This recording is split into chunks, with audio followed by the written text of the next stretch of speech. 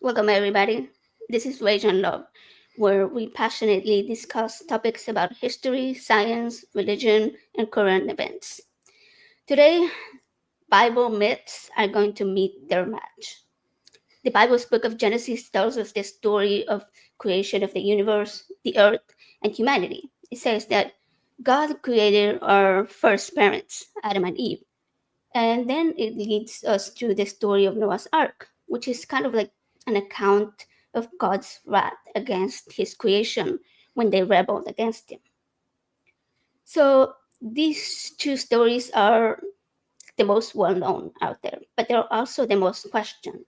And today we have some really wonderful guests that are going to help us go and break down all of the myths surrounding these stories. We have Mark Reid.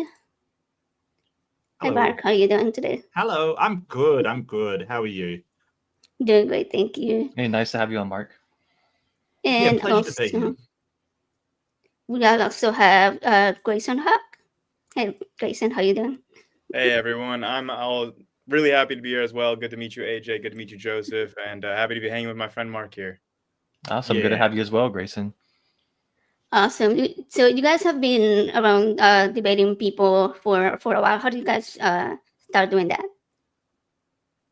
Mark, Um, he started before I did, so he should go first in this answer. yeah. So All right. I got into watching debates from people like Matt Delahunty and Aaron Ra and all of that. I really loved the debates that they had, and kind of was watching them. And I actually was hanging out at modern day debates, watching these debates. And one day, guy who's now a good friend of mine, Leo Filius, didn't show up, and they said, "Does any atheist want to debate?" And I said, "Yeah, I'll go for it," kind of thing. So I'll debate you. So that was really my start of the channel, and then a Dutch guy called Peter de Tucker, who's an amazing guy, going to go for it. Really just bullied me into starting a channel. Like really just absolutely harassed me until I started a channel, and that was where I started essentially.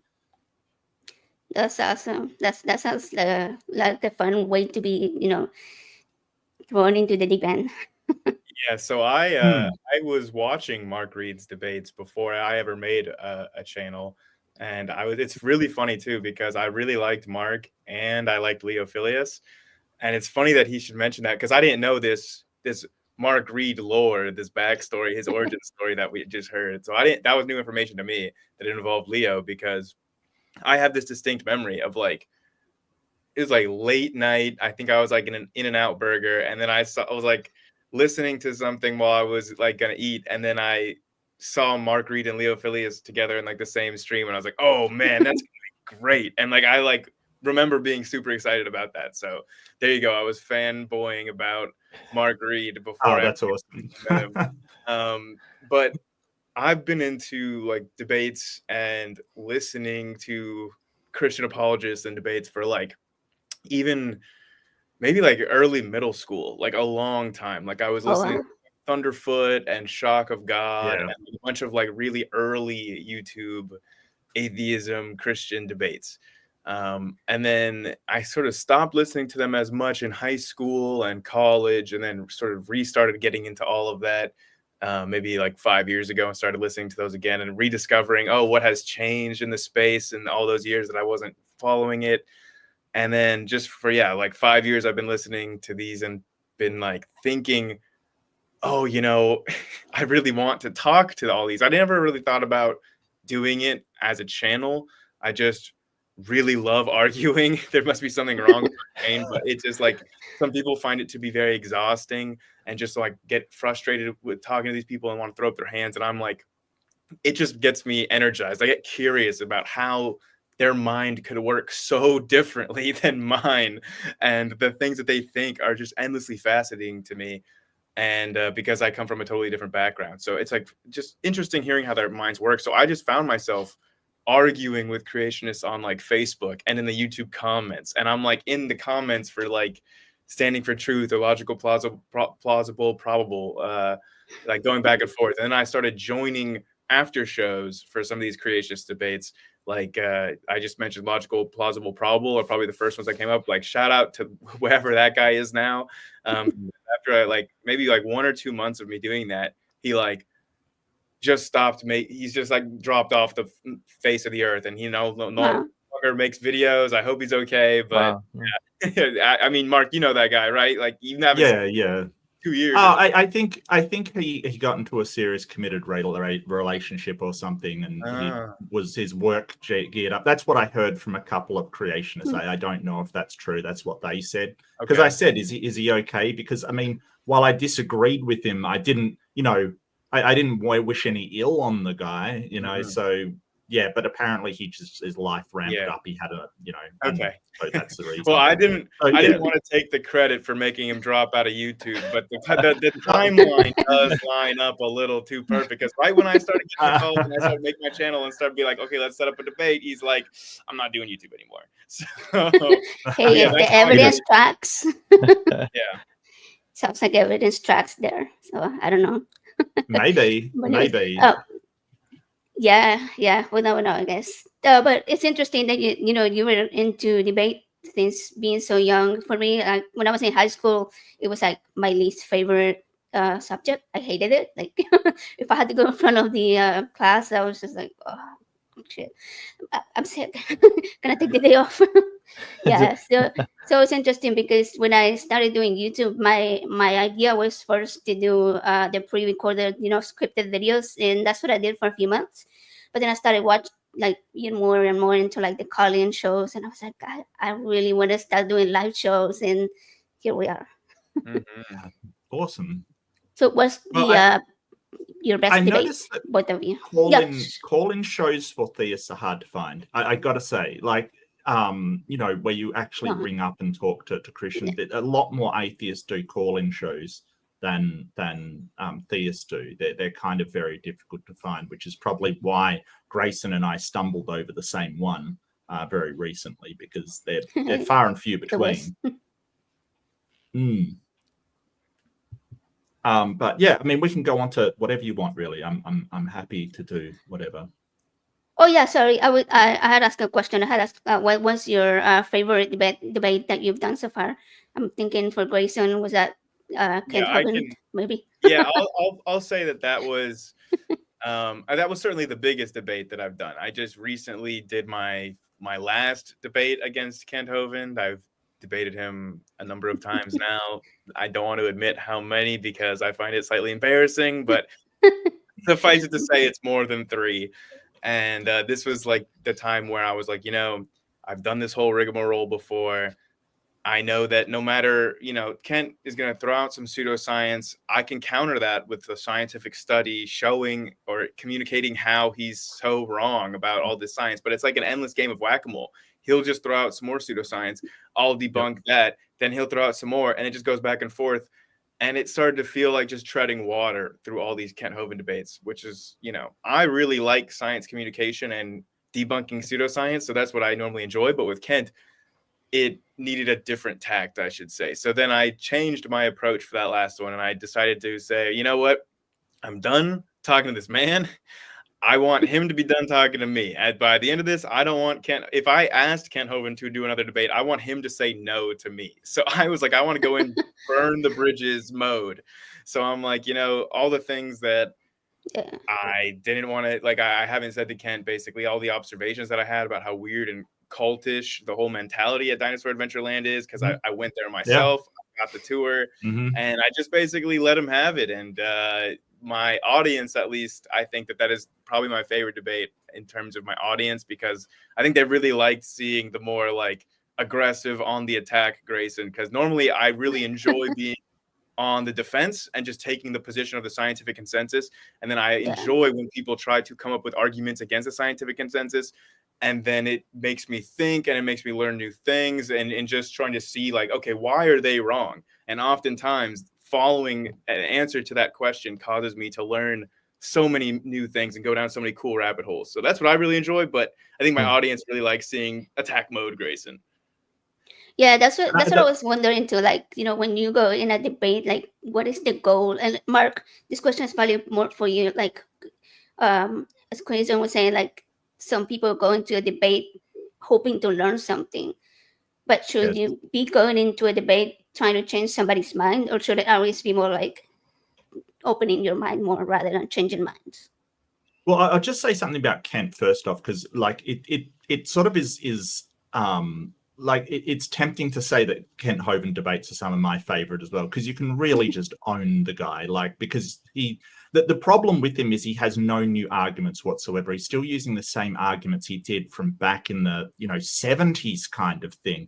And whenever you pin him on something, he just changes the subject or says, I haven't looked into it, I'll look into it, which he never does. So it becomes boring, because when you're sort of doing these debates, you're expecting to get new ideas and then having to think about it and say, hey, is that actually a good idea or not? But I think my favorite would probably be with this theist called Ronnie, who I think it was hilarious. Like he basically made the argument that all theists use special pleading. Now, special pleading is a logical fallacy. It's basically a way that we can show that, hey, that's not a good argument. And basically, everybody hated him because he was basically throwing his own side under the bus, as it were, and making this argument. Hey, we're all just doing this thing that's nonsense. It was just hilarious. So that was probably my favorite. At one point, he brought up the fact that I'm on the autism spectrum as a point against me, which I found hilarious as well. Then tried to afterwards gaslight me into saying, oh, the debate wasn't good because it was all your fault kind of thing. Well, I thought the debate went great from my side. So like I was quick on the record button, recorded that and posted it as well. So all of that experience was my favorite point, like showing this guy for who he really was fantastic. But when people ask me, and people ask me a lot, like, what should I do in this debate? How should I tackle this? And the answer comes down to what you're intending to do. There is no, like, for instance, I'm not when I say I'm not a fan of what Aaron Ra does, I want to make it perfectly clear. I think it's fine what he's doing. Like, he is very, very caustic and very, very, he shouts a lot, he interrupts a lot and stuff like that. That's not my style. But there's no wrong style here. There's no, well, that's the wrong thing to do. Different people need different things to sort of get through to them or make different arguments to them. So if you are trying to sort of engage and provide logical and rational reasons and things, that's one type of debate you can go into, where you respect the other person's idea, et cetera, et cetera. If you're trying to shock people, that's a different thing altogether. I remember Dr. Jay Bundy went to a debate, and he wanted it to be like a WWE wrestling match because he loves wrestling. There's no right answer to. I think I've seen that one. Right. There's no right answer to what you want the debate to be. Like, if it depends what you're trying to achieve. I would like to sort of get through to people that when we have reality around us and we can investigate it using all of these different methodologies, when it conflicts with some form of long-held belief by a religion, that belief may not be true, rather than reality being wrong, is really what I want to get across to them. So, I attempt to do that in the best way that I can, which is rational, convincing, logical arguments. But to say that is the right way to do it, no, it's not. Some people need a shock to the system to say, hey, is this belief true? Some people need humor. Some people need all kinds of different things. So when you say what's the best way, it depends what you're trying to achieve in the debate, essentially. Yeah, and I think that the person also depends, like, whether it's your family or whether it's somebody that, you've never met. You can be a little bit more liberal in your approach. Absolutely. Yeah, you actually remind me of Anthony Magnabosco. You familiar with him, right? Oh, yes. Okay. He does street epistemology. Yeah, right. A very Great stuff. big fan of his. Oh, yeah, absolutely. And so huge fan. if you've ever seen Aaron Ra go out to try and do street epistemology with him, I haven't. Okay, I'm gonna have to look love Aaron. I think he's actually such a nice guy when you meet him in person, but he is not suited for that kind of street epistemology. Like, it's just not his thing, and that's okay. That doesn't mean he's doing anything wrong. It's just different people have different styles that they're suited for. And Anthony is he's amazing with his level of empathy and understanding and patience, and he investigates their beliefs very, very honestly. And I think amazing guy, amazing person. Yeah, I've talked to him a couple times actually, and he was like one of the very first atheist channels that I watched, and it was right before I started my channel. I decided I wanted to like kind of try it out, so I tried it out on a family member. Well, we made a video. Unfortunately, the sound quality is horrible. It's still on my channel, but that sucks. It was because the talk was so great. I used his style right, where only asking questions, and it was a little bit about religion, a little bit about like afterlife and all of that. And there was one of those moments towards the end where the other person was just like mind blown by their own realizations that they What they had came when I to. was asking those questions. And it was like, Right. I think that when you reach those type of experiences with someone, it really brings you to what a debate should be like, just to try to open people's minds, not necessarily to change it, But to get yeah, them to but start thinking, basically. Yeah. yeah. Well, I think everybody should. We all should look at our own beliefs and sort of say, do we have a rational justification for those beliefs? And I sort of, anybody that's sort of saying, hey, my beliefs have always been valid and I've never had to use sort of epistemology to look at whether they're justified or not, I think that's a huge disservice, because the only way you're going to come up with whether you're actually thinking in a rational way is to apply the same sort of methodology of street epistemology to your own beliefs, because why should they be exempt? And I think that is something I've done throughout my life, and it's very difficult. It's very difficult to drop those long held beliefs, but it's definitely a very, very it's very productive. It's a good idea. Yeah, definitely. I think that a lot of times people turn to religion because and supernatural beliefs because they have a lack of understanding in scientific concepts. Let's face it, science is like it can be complex, can be complicated. Like if I started to I don't know, talk about dendrites and synapses right now, I'm sure like half the Right. audience will probably leave the stream. So like what are some things that we in the atheist community can we do to make sure that people are understanding science? Well, the main problem with science is that it's limited. It's a limited explanation. So we have all of these things that we don't know answers to, and we've got to say we don't know the answers. I think that people are they're kind of lured to a answer that gives them an explanation for everything. Like, because sort of the God belief, it gives you, there's nothing that can't be explained because its sort of scope is infinite. Yeah. So, why is this black hole doing this over here? Well, God just made it that way. It's an explanation, but it doesn't really. God of the gaps, right? Yeah. Well, yeah, and it kind of, it's very, very tempting to just say, well, I don't know at least that's something, instead of I have no idea. It's frustrating. So I think that's why it sort of lures a lot of people in. But sorry, go ahead, Grayson. I've been talking for ages. You go, mate. Yeah, so I think that there's a little bit of an elephant in the room in terms of why people believe what they believe, which is the fact of being indoctrinated as a child, which gets most people into religion, I would say. Like, it's like the wild exception for the person that like was not brought up religious that then converted later in life. I mean, that happens. There you go. But you're a wild exception. Yeah. I mean, for the vast majority of people, like, the reason that they believe what they believe is because that's what they were taught as a child.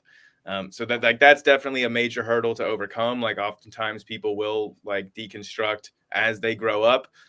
Lots of times they won't, because all of their social circles, their friends, their entire identity is all wrapped up in this belief. Right. So that is probably the biggest hurdle that most people like face, is the fact that they not only lose all of their friends and family if they were to even start questioning this, or like start to have an honest grappling with these issues in their doubts and their faith and stuff. is that they would also lose themselves to a certain degree, because they don't know who they are without their faith. So you're losing basically everything that you know. So like that's probably the biggest obstacle. So like basically I think that showing people that there is an other side and that life isn't done and you can still enjoy the world, and like people have this idea, especially religious people that don't know any atheists, that you have to be some sort of like, you know, Immoral. nihilist or whatever, and you can't be like, you can't enjoy things, you can't enjoy like, I don't know, there's just so much misinformation or like so much stereotypical ideas that people have about what an atheist or what atheists are like or what they believe. Like when I met Ken Hovind, he was asking me the most like innocent, childlike questions about things I think as an atheist. Like he just has, it's very clear that he has never actually had a conversation with an atheist that's not a debate. Like it's just a conversation between normal human beings, like talking about what they believe or what they think, or just talking deeply about any subject. He's never had that genuine dialogue with a person who was an atheist. So yeah, I mean, debate is definitely has its purposes. I do think that debate can be used when it's between two good faith interlocutors that are both rational actors. You can use debate to get at truth. And I love that. And I'm in debate because I love coming up with these rational arguments and analyzing my own positions. And I think debate forces you to analyze the rationality of your own positions and your own worldview and your own thoughts and things. And I love that. But there is a value beyond that to just having a more open-ended dialogue where you're just asking questions without it being like a back and forth, or you're just listening to somebody else. So there's like when you were trying to take it to the personal angle of like how to interact with people that you know, sometimes debate is not the correct answer. Like I would say it really depends on the right, like what Mark was saying. I mean, it depends on the situation, your goals, and it depends on the person too. Like if I was to debate someone I know really well, I'm going to use certain arguments that I know would resonate with them based on what I know of them. If I'm going to be debating in front of an audience, then I'm not going at that thinking I'm going to change the other person's mind. I'm going at that to like change the audience's mind, anyone that might be on the fence, and presenting the evidence or trying to communicate that science directly to them. So when you're asking, how can we make sure that the atheists are educated in the science, oftentimes, I think my channel is more directed at how can the people on the fence, how can I communicate science to the people that like are on the fence about these things, or might have some kind of pseudoscientific beliefs that they might like be open to changing if they're presented with it like reasonable evidence or something. So in terms of atheists themselves understanding science, I would say like, you know, some people are really into science and others aren't, and you can't really, like outside of school, you can't really force someone like I can't force anyone to watch my videos and learn science if they're not into science already.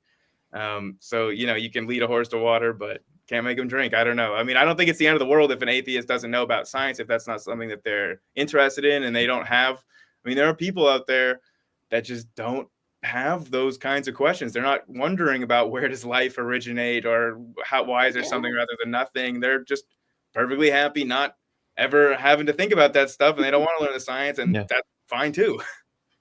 Yeah, and I think a lot of people, not just that, but also they don't understand the terminology, or like some of the science out there is just too what's the word, too specific, right, to whatever field you're talking about. That's why I put on my channel specifically, I try to put a lot of focus on like brain science, because that's just one of the ones that I enjoyed, you know, the most. And I've had a lot of conversations where people had beliefs that were easily explained by the way the brain works, you know, like dreams, hallucinations, consciousness, all of that. So I put out a lot of videos that talk about those different aspects of science, and, you know, like, I don't know, how music affects your brain, how the teenage brain works, and all that kind of stuff. But I try to put it in the most basic terms that I can without losing the actual information, just so that maybe that basic 5-minute video will make people go into a rabbit hole. Like you said, once you have a question, you really start questioning more and more things, and that's where we find that people go and seek further explanations, and, you know, start doubting themselves and doubting their views and all of that.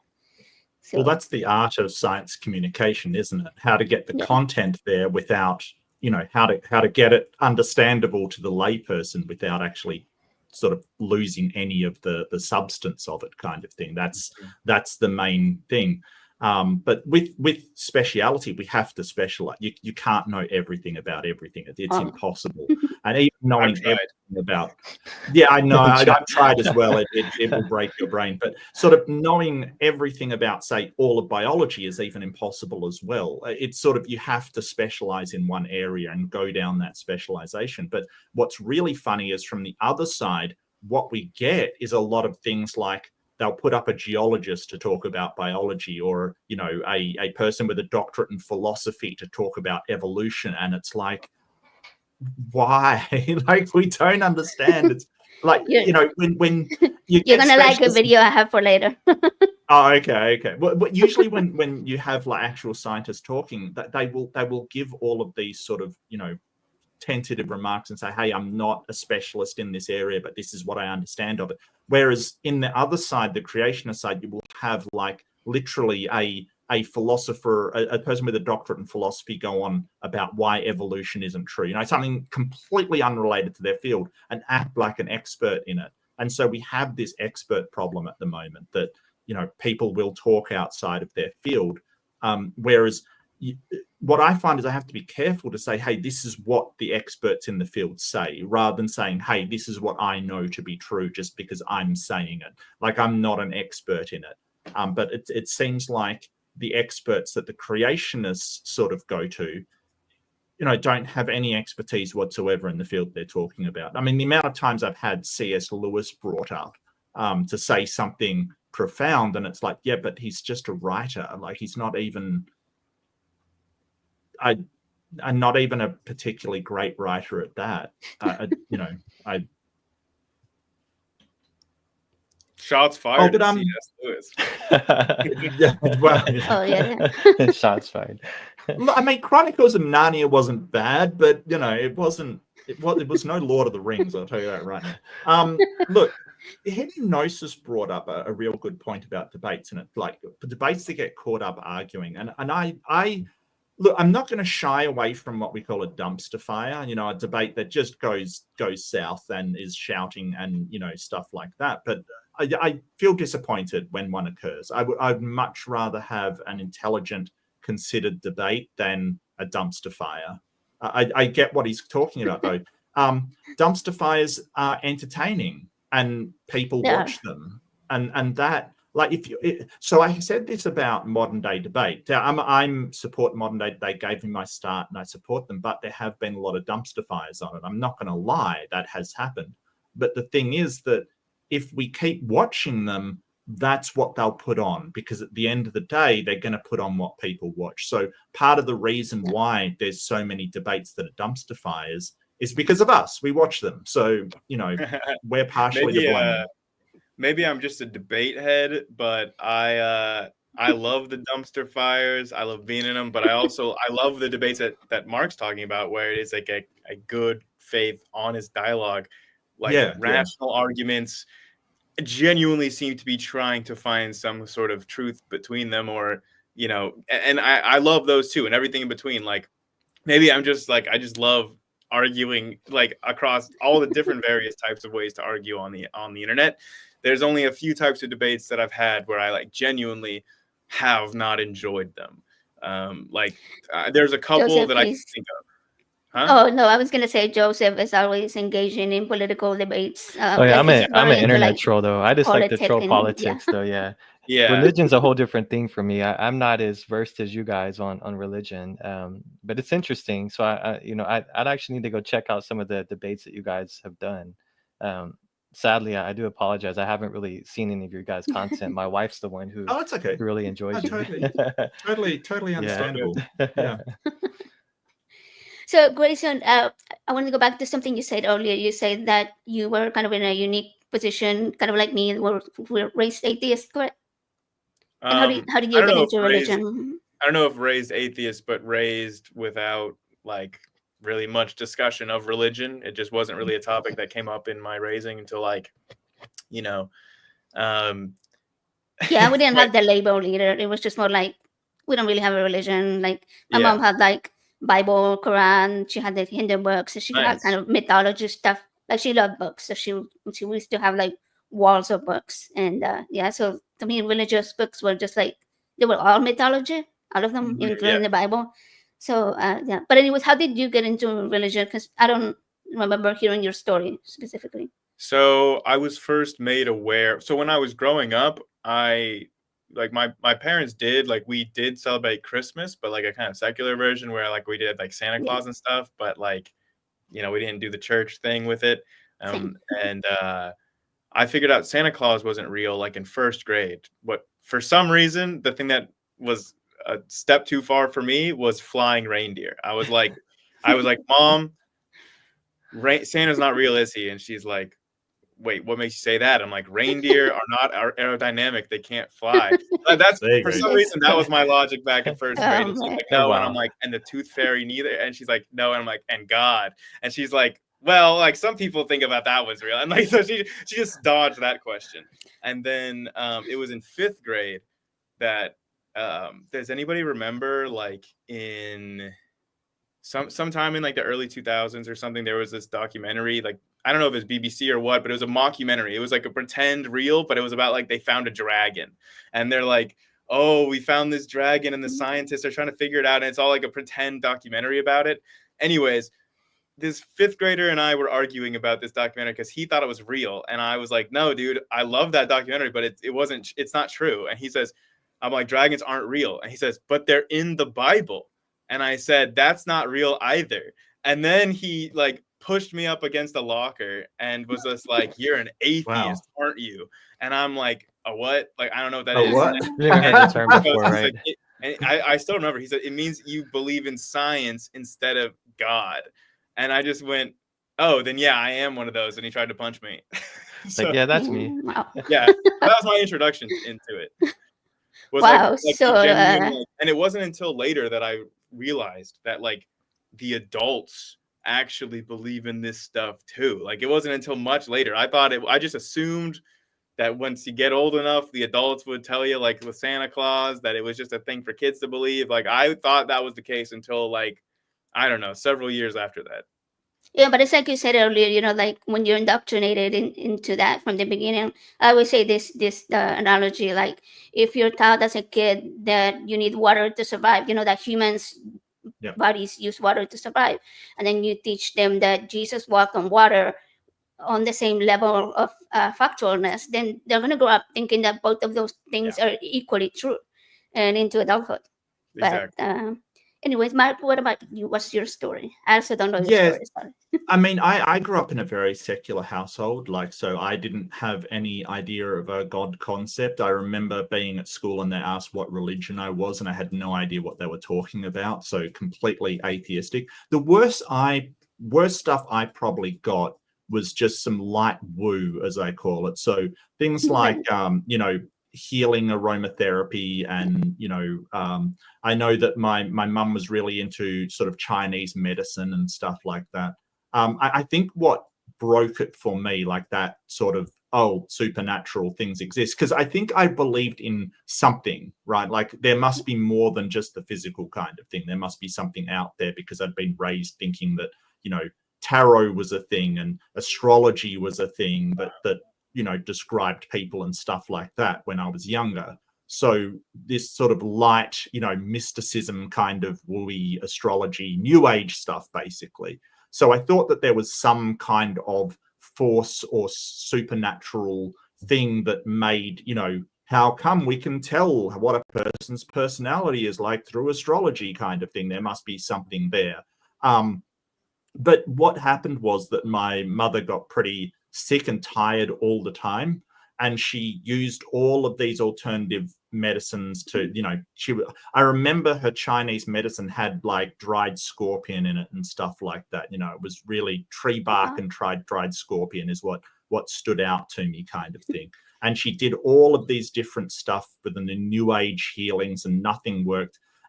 Eventually, like a friend of hers, a new friend that she'd met, said, look, go to a specialist, go to somebody that knows about this. It turns out she had celiac disease, right? So they diagnosed Right. It's a very, so if you're unaware of what celiac disease, it's an allergy to gluten. It basically makes the absorbing part of your intestine, basically it paralyzes it so it doesn't absorb anything anymore. So you're not getting nutrients. You're eating, but you're not absorbing the nutrients because the allergy to gluten is making you not I think it is cilia in your intestine.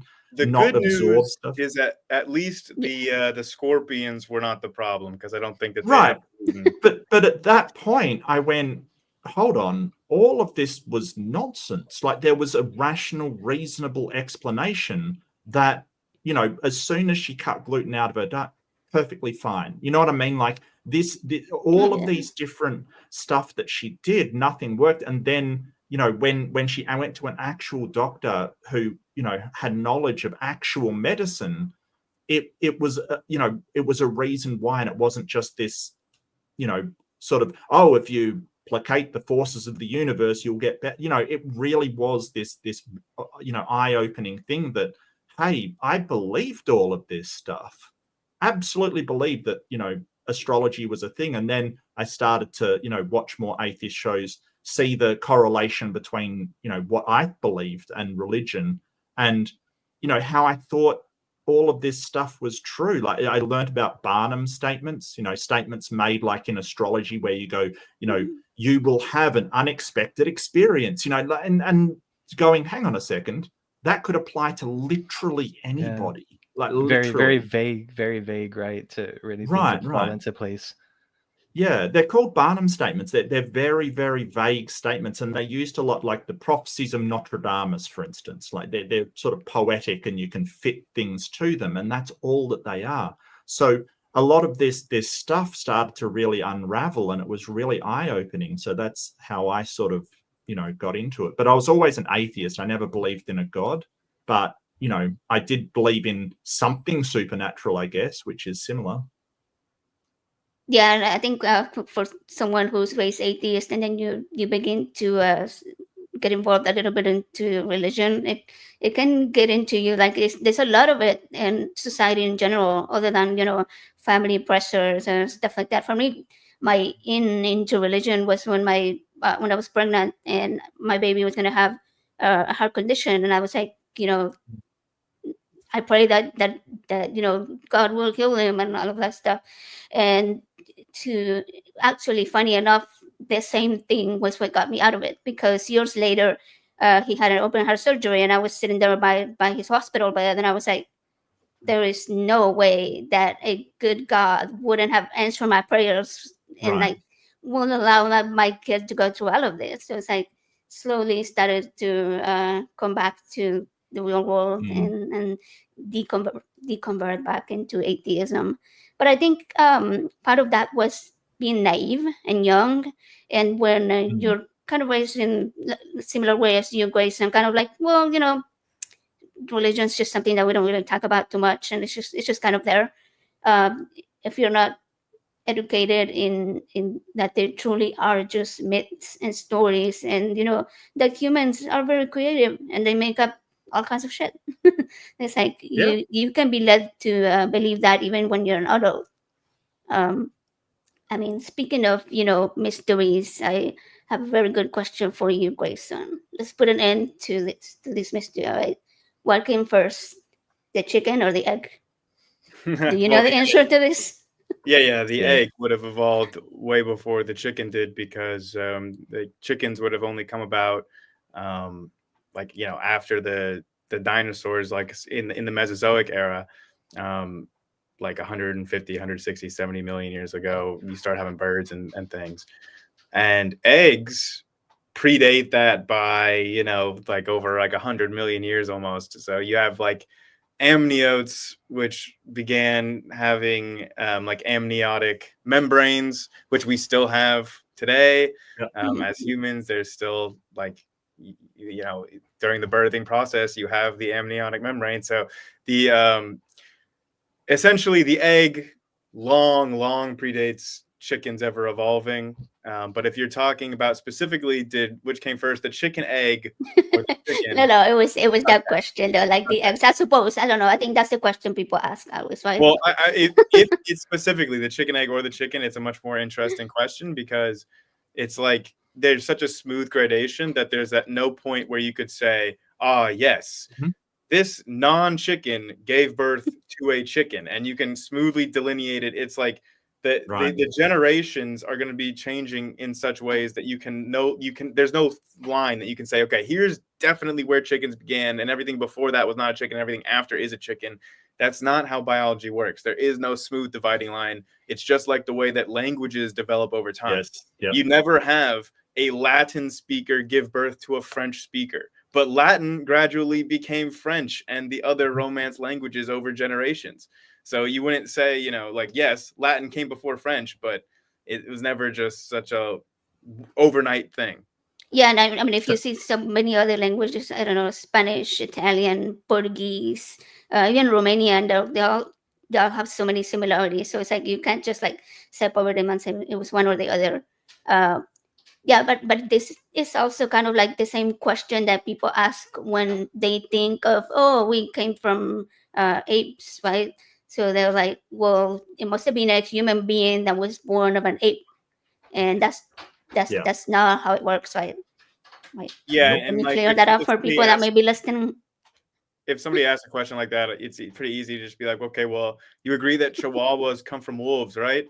So why are there still wolves? Did a wolf ever give birth to a chihuahua? And they would say, oh, of course not. That's ridiculous. And they're like, okay, well, exactly. Yeah. I know. I'm sure Mark will probably agree with that. It's kind of incredible the sort of things that people believe, because in today's day and age, over half of Americans still believe that Adam and Eve were, real people, that they existed the way that the story is told. And yes, I think, I don't know, correct me if I'm wrong, Mark, but if you believe the story the way it's told, then you can't really deny that young earth creationism is accurate. Like if you believe the historical version, I guess, of Adam and Eve, like the Bible serving as a historical document, then you have to believe that the earth is 6,000 years old. And I don't think so. No, I would completely disagree with that, actually. You do? There's a lot of people who are creationists, like they believe in Adam and Eve, but they basically say that because the way that young earth creationism came about is very fascinating, because people didn't used to believe that sort of the earth was that old. It was just they added up the ages of the people in the Bible and said, it's about 6,000 years. And so we're going to believe that kind of thing. But there's another school of thought that says, well, just because you add up the ages, it wasn't this continuous thing. Like you don't have to do that kind of thing. And like a lot of them say, the one day of creation, it's a metaphor kind of thing. So not all Christians accept that, they still believe in Adam and Eve, but they don't accept that the world is 6,000 years old. They just say, hey, the ages, they're just sort of delineating a period of time. It's not, there's people in between. It's not actually supposed to be taken literally. And that's the thing. Nobody takes the Bible fully literally. Yeah, I've heard so many arguments with that. Yeah. But if you don't, like if you take, for example, Adam and Eve's story as metaphorical, like say the parts about creating humans from the earth or any of that, then that leads you to no longer being able to believe that God created humans. Because if those are metaphors, then what makes this story I've actually heard creationists that have told me that they think, like old earth, like theistic evolution creationists, and they'll say, well, I think that life evolved and all this, and the dinosaurs all the way up to at some point you had apes, and then God had to intervene and specially create like Adam and Eve, and he had to intervene to create humans or something. And I've heard them say that, but again, I just don't think fundamentally any of this makes sense. I mean, I agree with what Mark's saying, that you hear people that have this view, but I think fundamentally, if they thought about it long enough, it really doesn't make sense, because you would have had millions and millions of years of natural selection being driven by death, tons of suffering, like all of these things that were supposedly introduced because of Adam and Eve's original sin. And so, but then you have to take that part literally. No, but like the entire theology of Christianity depends on Jesus coming in to redeem this original sin, and it depends on the world being fallen, because God didn't create a fallen world. But then if you accept evolution, then you have millions of years of death long before there were humans. So therefore the world would have been in that fallen state before Adam and Eve. And then it also gets rid of Jesus's entire purpose for redeeming the original sin if there was not Adam and Eve doing that original sin, if there was already sin in the world before then. So theologically, it breaks the entire narrative as well, just from that perspective, not even putting any actual science into it yet. But here's another thing. There are chapters upon chapters of genealogies of Adam was X years old when he had Seth, and Seth was X years old when he had, whatever his son's name was, and so on. So it was, and it gives you like extremely details of the ages that the person was, the ages that they had a child, the ages that they died. Why would a supreme God put so much effort into giving those details, and then gives you like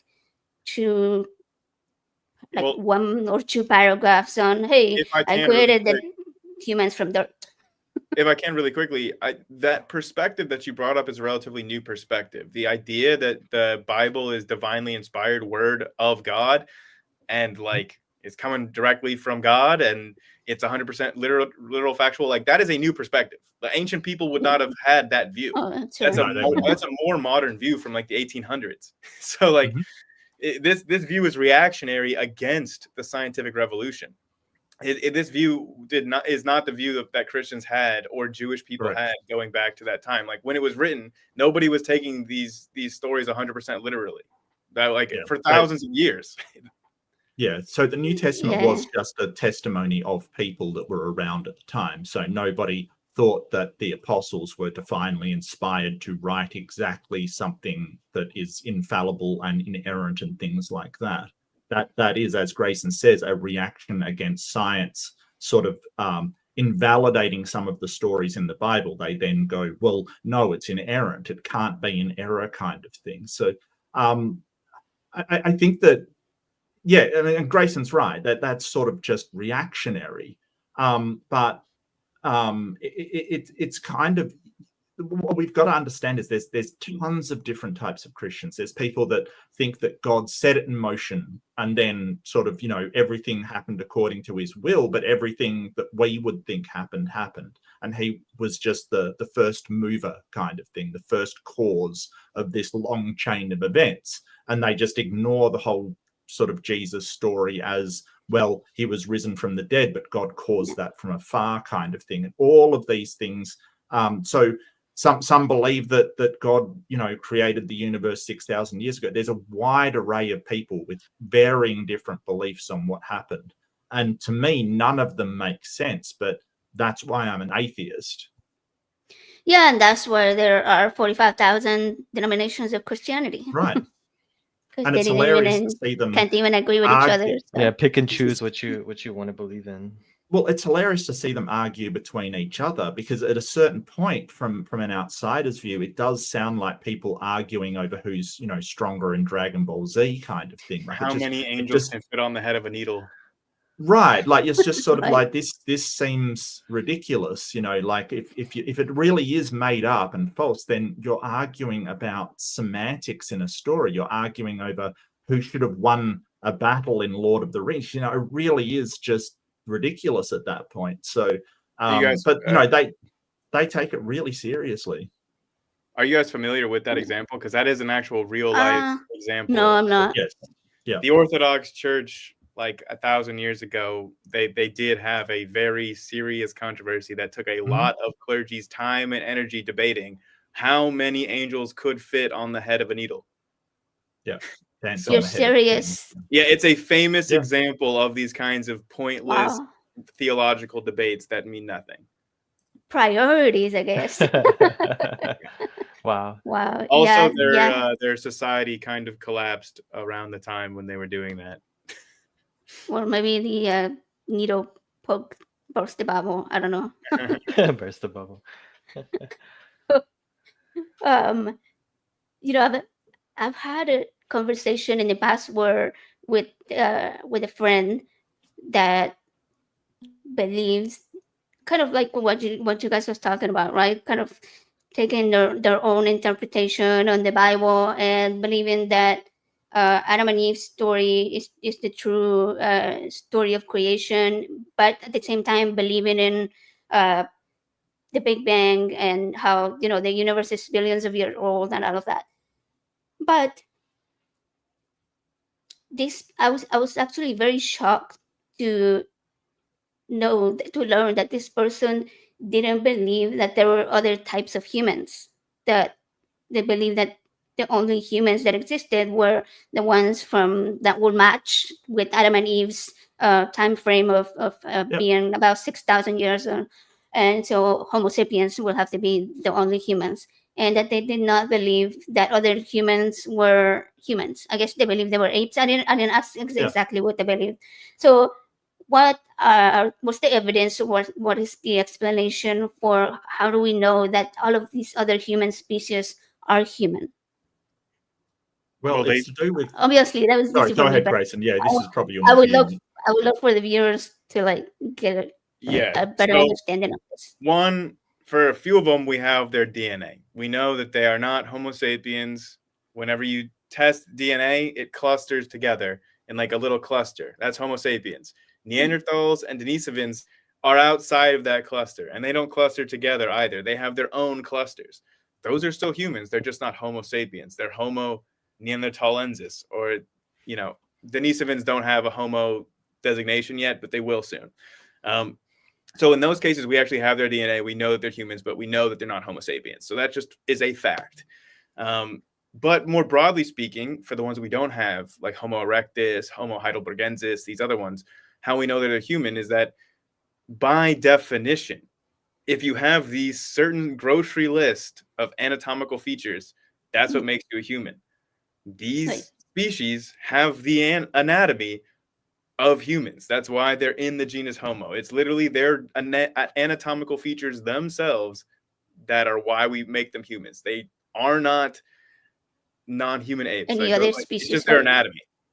Yeah, that makes sense. And I'm sure we have like what would be some examples of features that we tested that we know that they had. I don't know. I'm talking about things like, did they use tools? Did they what type of diet they had, all of that. Chin. Oh, Chin's a good one. Chin. Oh, exactly. But there's humans also have like a chin, like there's our hip bones, obviously, which are like, you have to have them to walk upright. Another thing with walking upright is the opening that you have at the base of your skull has to be at the bottom of your skull if you're walking upright, versus at the back of your skull if you're on your all fours. So the actual hole in the back of our head had to migrate down to the base of our skulls. And we can see that transitioning happening in the fossil record. Like, you can see some apes where it's at the back of their head. You can see some apes where it goes a little bit farther down, and then you have humans where it's at the bottom. Like, you can see that smooth transition of that hole called the foramen magnum in the fossil record. And that's true for numerous of these other features, like the way that our shoulders come together, the way that our hip bones are, our spines, like all of these different anatomical features, the actual shapes of our faces, you have transitions clear in the fossil record. As well as our feet as well. The toe is in a linear in front of the foot rather than to the side, like you have there's a ton of these different traits, and what they're morphological traits that basically show that these are the same thing. But what's fascinating is some of the early humans like Neanderthal, we actually have DNA of Neanderthal in most humans. So there's a concentration in Europe where we think that Neanderthals lived. Europeans have this concentration of Neanderthal DNA, but you don't find it as much in the African lineage because they lived in Europe and we came out of Africa. So it's just a whole bunch of these genetic and morphological traits that we can go, okay, this is an early human. Yeah, no, that makes complete sense. That then when you explain to somebody something like that, they'll start with the other question to try to bring you back to their side. Like, what about the fossil record? What about the missing link? The fossil record isn't full. Like, can you see a complete puzzle even if you're missing a few pieces? Yeah, so I would go so far as to say if there was not a single fossil that ever existed, if not any single fossil had ever formed, no one had ever found one, we would still have way more than sufficient evidence that evolution has happened. So you don't need any fossils to show any of it. It's nice, though. I love fossils. And yeah, we don't have a complete picture, but like that would be, if we did, that would actually make me really like weirded out, because the odds of fossilization are so low that we would not expect to have a complete picture. And we have tons of these things that used to be called missing links, and then we found them, and then the creationists still just talk about the missing links, so they don't change their story like they used to say. Yeah, they found missing links somewhere else, like down the chain.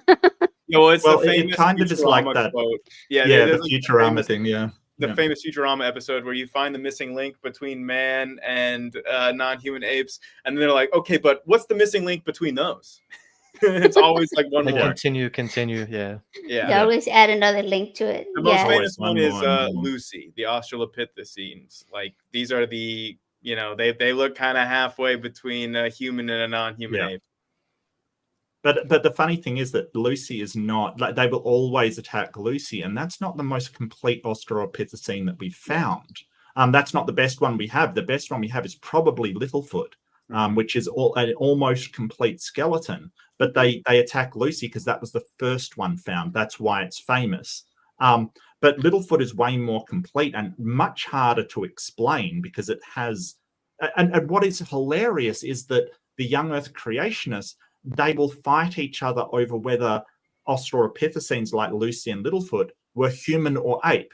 Some believe that they're just an ape-like creature that isn't related to humans, and the others think it was a human offshoot that then died out, and they will actually fight over whether it was a human and ape. And that just sort of shows that that it's so far in between that we can't really classify it as one or the other. It is so in the middle, which is sort of detrimental to their point, really. Well, but it actually does prove then, if you can't quite identify it as one or the next one and it's right in the middle, then isn't that even more proof or more evidence that it is a transitional species? Exactly. That's what it would make you think. Not to just completely throw it out. That I would think the opposite. Yeah. The confusion is what we expect. So if everything came from a single organism and then branched out, and like Grayson was talking about languages, like no one language speaker gave birth to another, but we know one came from another. So we have like this gradient of changes going. So when they sort of say, hey, you can't even tell us where a species ends. Yeah, that's understandable if everything came and then developed off one another and just was small changes adding up to big differences. That's what we would expect. What we don't expect is this confusion. If everything, there's something called an orchard model, which is these created kinds, like you had one created dog kind and a cat kind and all of these things, then why do they mesh into one another so much? Like, why do we find sort of ancient animals that are not a feliform? They're not a cat and they're not a dog, but they have traits of both. Why do we find that? Because if it was different created kinds that were designed that way, we shouldn't get this overlap. We should have, we can definitely tell this one's here and that one's there, but they become so blurry. And it's sort of their explanations don't explain that, except that, the creator of them wanted to make it really fuzzy, which was which. A good example of this is like the hyena. That's actually more a feliform. It's more a cat than it is a dog, even though we look at it and we go, oh, well, that's like a wolf kind of thing. No, it's not. It's more like a lynx or something, though it doesn't look like it. But just on the earlier point, the DNA evidence alone, like as Grayson was saying, we don't need any fossils. The DNA evidence alone is absolutely overwhelming. Especially, I think the strongest evidence is something called endogenous retroviruses. It's very hard to, like, it takes a lot to explain, but basically just through that alone, we would know that everything is related to one another by the viral elements that we find in common at exactly the same place between species. We have fragments of viruses that we share with fish, like modern day fish. And the only way it could have gotten there is if a common ancestor was infected. I won't go heaps into it because it's a complicated subject, but we absolutely know that happened. So, I don't know why we... The fossil record is interesting, but we don't need it to prove evolution. I think a good way to talk about the genetic arguments for like somebody that might not know a lot about genetics, or maybe the scientific words are like they're not into science or something. I think a good way to talk about a compelling genetic evidence, because it is ultimately the genetic similarities between organisms that makes us think pretty justified that they're have common ancestry. So like you'd first ask them, okay, a genetic test, like a paternity test. If you get a test and they test your DNA with your parents, the reason they know that you are the child of your parents is because your DNA is the most similar to your parents. They should understand that, and genetic similarity equals like relationship, shared ancestry. That is 100% demonstrable, and we use it in humans in the legal system all the time. So they should at least be able to have that shared floor of agreement. Some creationists are so far gone that they can't even agree with a paternity test. But most normal people should at least be able to agree that paternity tests do in fact work, and genetic similarity does indicate relation. So there you go. Then you can ask them, well, okay, so do you think that African elephants and Asian elephants share a common ancestor? Did just one elephant species get off the ark? And they'd be like, yeah, okay, I think that Asian elephants and African elephants, they do have shared ancestry. You're like, okay, perfect, they're the same kind. Then you can ask them, okay, so why is it that the DNA of an African elephant and an Asian elephant are more different than the DNA of a chimpanzee and a human? Yep. And then you can ask them, and they're like, oh, well, maybe it's just common design or whatever. And you're like, okay, well, an Asian elephant and an African elephant have way more similar design than a chimp and a human, but also a chimpanzee has more similar DNA to a human than it does to a gorilla. So there's two apes. Yes. Well, there are three. Look very similar, but like, yeah, the chimpanzee is more similar to the human than they are to the gorilla in terms of their or DNA. the orangutan or any other ape. Like the chimpanzee is much more similar to a human than any other ape at all. And so just thinking about this in an intuitive sense, like even if you don't know anything about genetics, you're like, that is really weird. If God specially created all of this, why would the chimp be more similar to a human than to any other ape? Like, it doesn't make sense unless... it even goes down to things like consciousness. So we look at animals and we think of them as not being able to reason or have the same type of emotions. But then you look at any type of ape, and their behavior is like so human-like, as far as how they treat how they have societies, how they treat their children, how they the feeding issues. Not completely. Well, I think so. Chimpanzees, their societal structures are very different than ours, especially their mating structures and sexual structures. So they're matriarchal chimpanzees, and they have a much more open sort of sexual behavior system. They don't generally, especially bonobos, for instance, which are sort of very closely related to the chimpanzees. They have a much more open sexual structure than we do. But you have things like gorillas, which are very close to humans in the way that they make these societal structures. They're patriarchal. You have the silverback as the dominant male in them, kind of thing. Not that humans have to be patriarchal, it's just that's what's happened in the past. Yeah. So what you find is anomalies and big thanks to Gutsick Gibbon for this, for pointing this out, that in the Y chromosome, which is sort of has a high level of mutation but is passed on by the male, obviously. Females can't pass on a Y chromosome because they don't have one.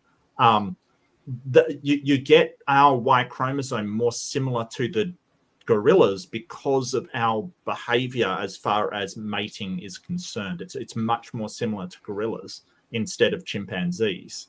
So there's some sort of anomalies that are very easily explained by biologists, but people, creationists will jump on it and go, oh, but the Y chromosome is so different than chimpanzees, that can't possibly be true. No, we actually can explain that because of the way the Y chromosomes are being passed around in that society, because that is reflected by the mating habits of the males, because the Y chromosome is not recombinated. It's not mixed with another chromosome.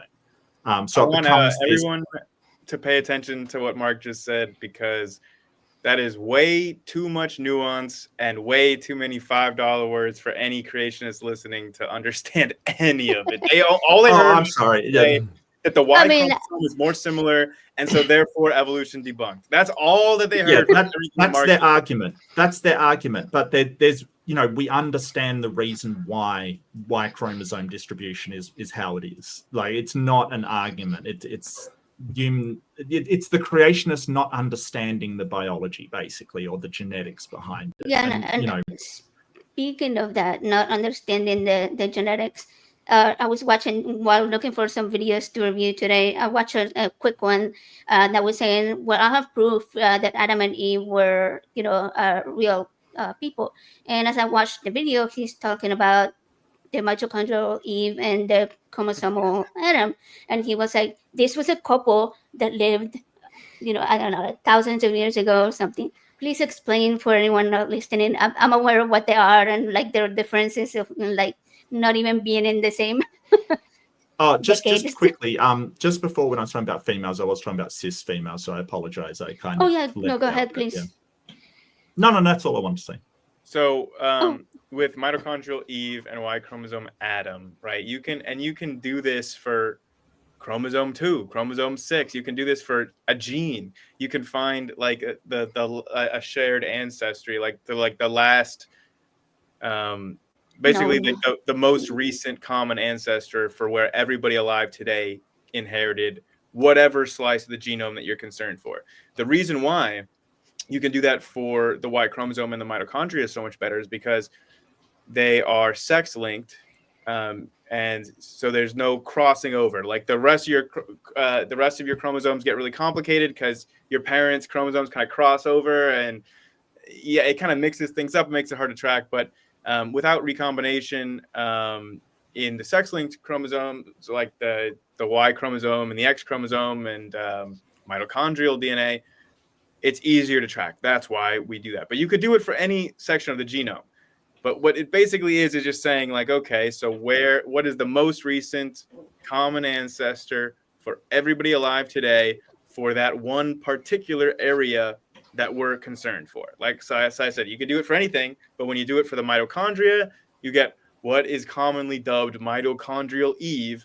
And that just means that all of the mitochondria of the people that are on Earth today ultimately come from this one person. It's a mathematical certainty. Basically, for every part of the genome that you could be concerned of, it is mathematically certain that there will be somebody in the past, an individual that's the most recent common ancestor for that part. And so, yeah, the creationists tried to use this to try to... How long ago was that? Yeah, that's the main thing, is that for mitochondrial Eve, it is way beyond the 6,000 years. Yeah. And it's a totally different time for Y chromosome Adam. They in no way, shape, or form coexisted. And the key thing is that both of those individuals were individuals in populations. They were not the only people alive. They were not the first people. Creationists commonly conflate them because they're trying to force them into this picture of Adam and Eve.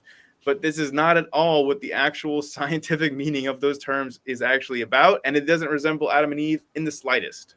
I know, I had to laugh because it was like he called them or first parents. That's why I said that in the beginning of the show. It's like first parents.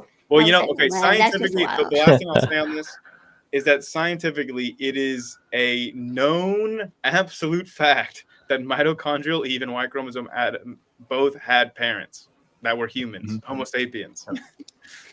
Yeah, it's like like we said earlier, it's not like an ape gave birth to one of them, right? So I said there's just so much misconceptions and misunderstandings from people about genetics regarding humans, even in health. Because like you said, you're saying earlier about how you know when your parents are your parents in on a test, correct? So in my case, I had a lot of genetic issues that require two copies of the same gene to come from one from each parent, right? And unfortunately, I got all of them. So I found out about one of them today, this morning, actually. I have like a genetic condition that causes kidney stones. Yeah, fun. But anyways, like nightmarish. Yeah. oh yeah, yeah. My kidneys are like calcified apparently, so that's fun. But so another argument I found regarding genetics is that a lot of people believe that because Adam and Eve were the very first humans, that their genetics were pure enough to where inbreeding did not have any type of negative effect on their close descendants. How accurate will this be? Like, if you had two humans to populate the earth, give us, come on. I want to hear this because I've actually, this is something I've always wondered as well. So, well, this is Sanford's genetic entropy argument kind of thing, where they go into, well, the first genetics were pure and it's just degrading from there, like, and they call it de-evolution, which isn't a thing. Like, that is exactly what I saw that question. Right. So they sort of say, hey, the first ones were perfect and it's been degrading or de-evolving from there. But the problem with that is that Sanford was using very dodgy math. A really good friend of the channel, Dr. Dan Stern Cardinal, actually came out with a paper recently showing where his calculations were wrong about, because they don't seem to understand the difference between mutation rate and substitution rate. Now, mutation rate is how often mutations come up in the genetic lines, how often these things arise. Substitution is how often they're selected for and fixed within the population, how often those mutations actually get into the standard template, if you will, of species, basically. So they're sort of saying, oh, all of these mutations are happening, so therefore the line must be degrading kind of thing. But what they're not taking into account is they're all being filtered out. You know, when small sort of almost neutral mutations come up, they will pile up until that lineage is selected against. So that isn't actually happening. Like, there's none of this degradation that they're sort of pointing to. And we can also use experimentation, say, for instance, using something with a very short life cycle, like fruit flies, Drosophila. They do, like, if they are right about this degradation, those populations should be wiped out within, X amount of generations, and they're not. They still continue just fine. Their actual understanding of it is just flawed. Essentially, they think they see these mutations equal problems. That means that the human race is degrading, but they're not taking into account substitution, how often they're actually being weeded out, essentially. So it's nothing but sort of a claim of theirs that they make, that these two things were perfect. And we know that if you have a gene pool of two, one male and one female, the amount of problems that spring from that are incredibly terrible. That is not... My parents are nowhere like related, and yet I have like a ton of two copies of these genes that made all of my conditions, right. Deafness, blindness.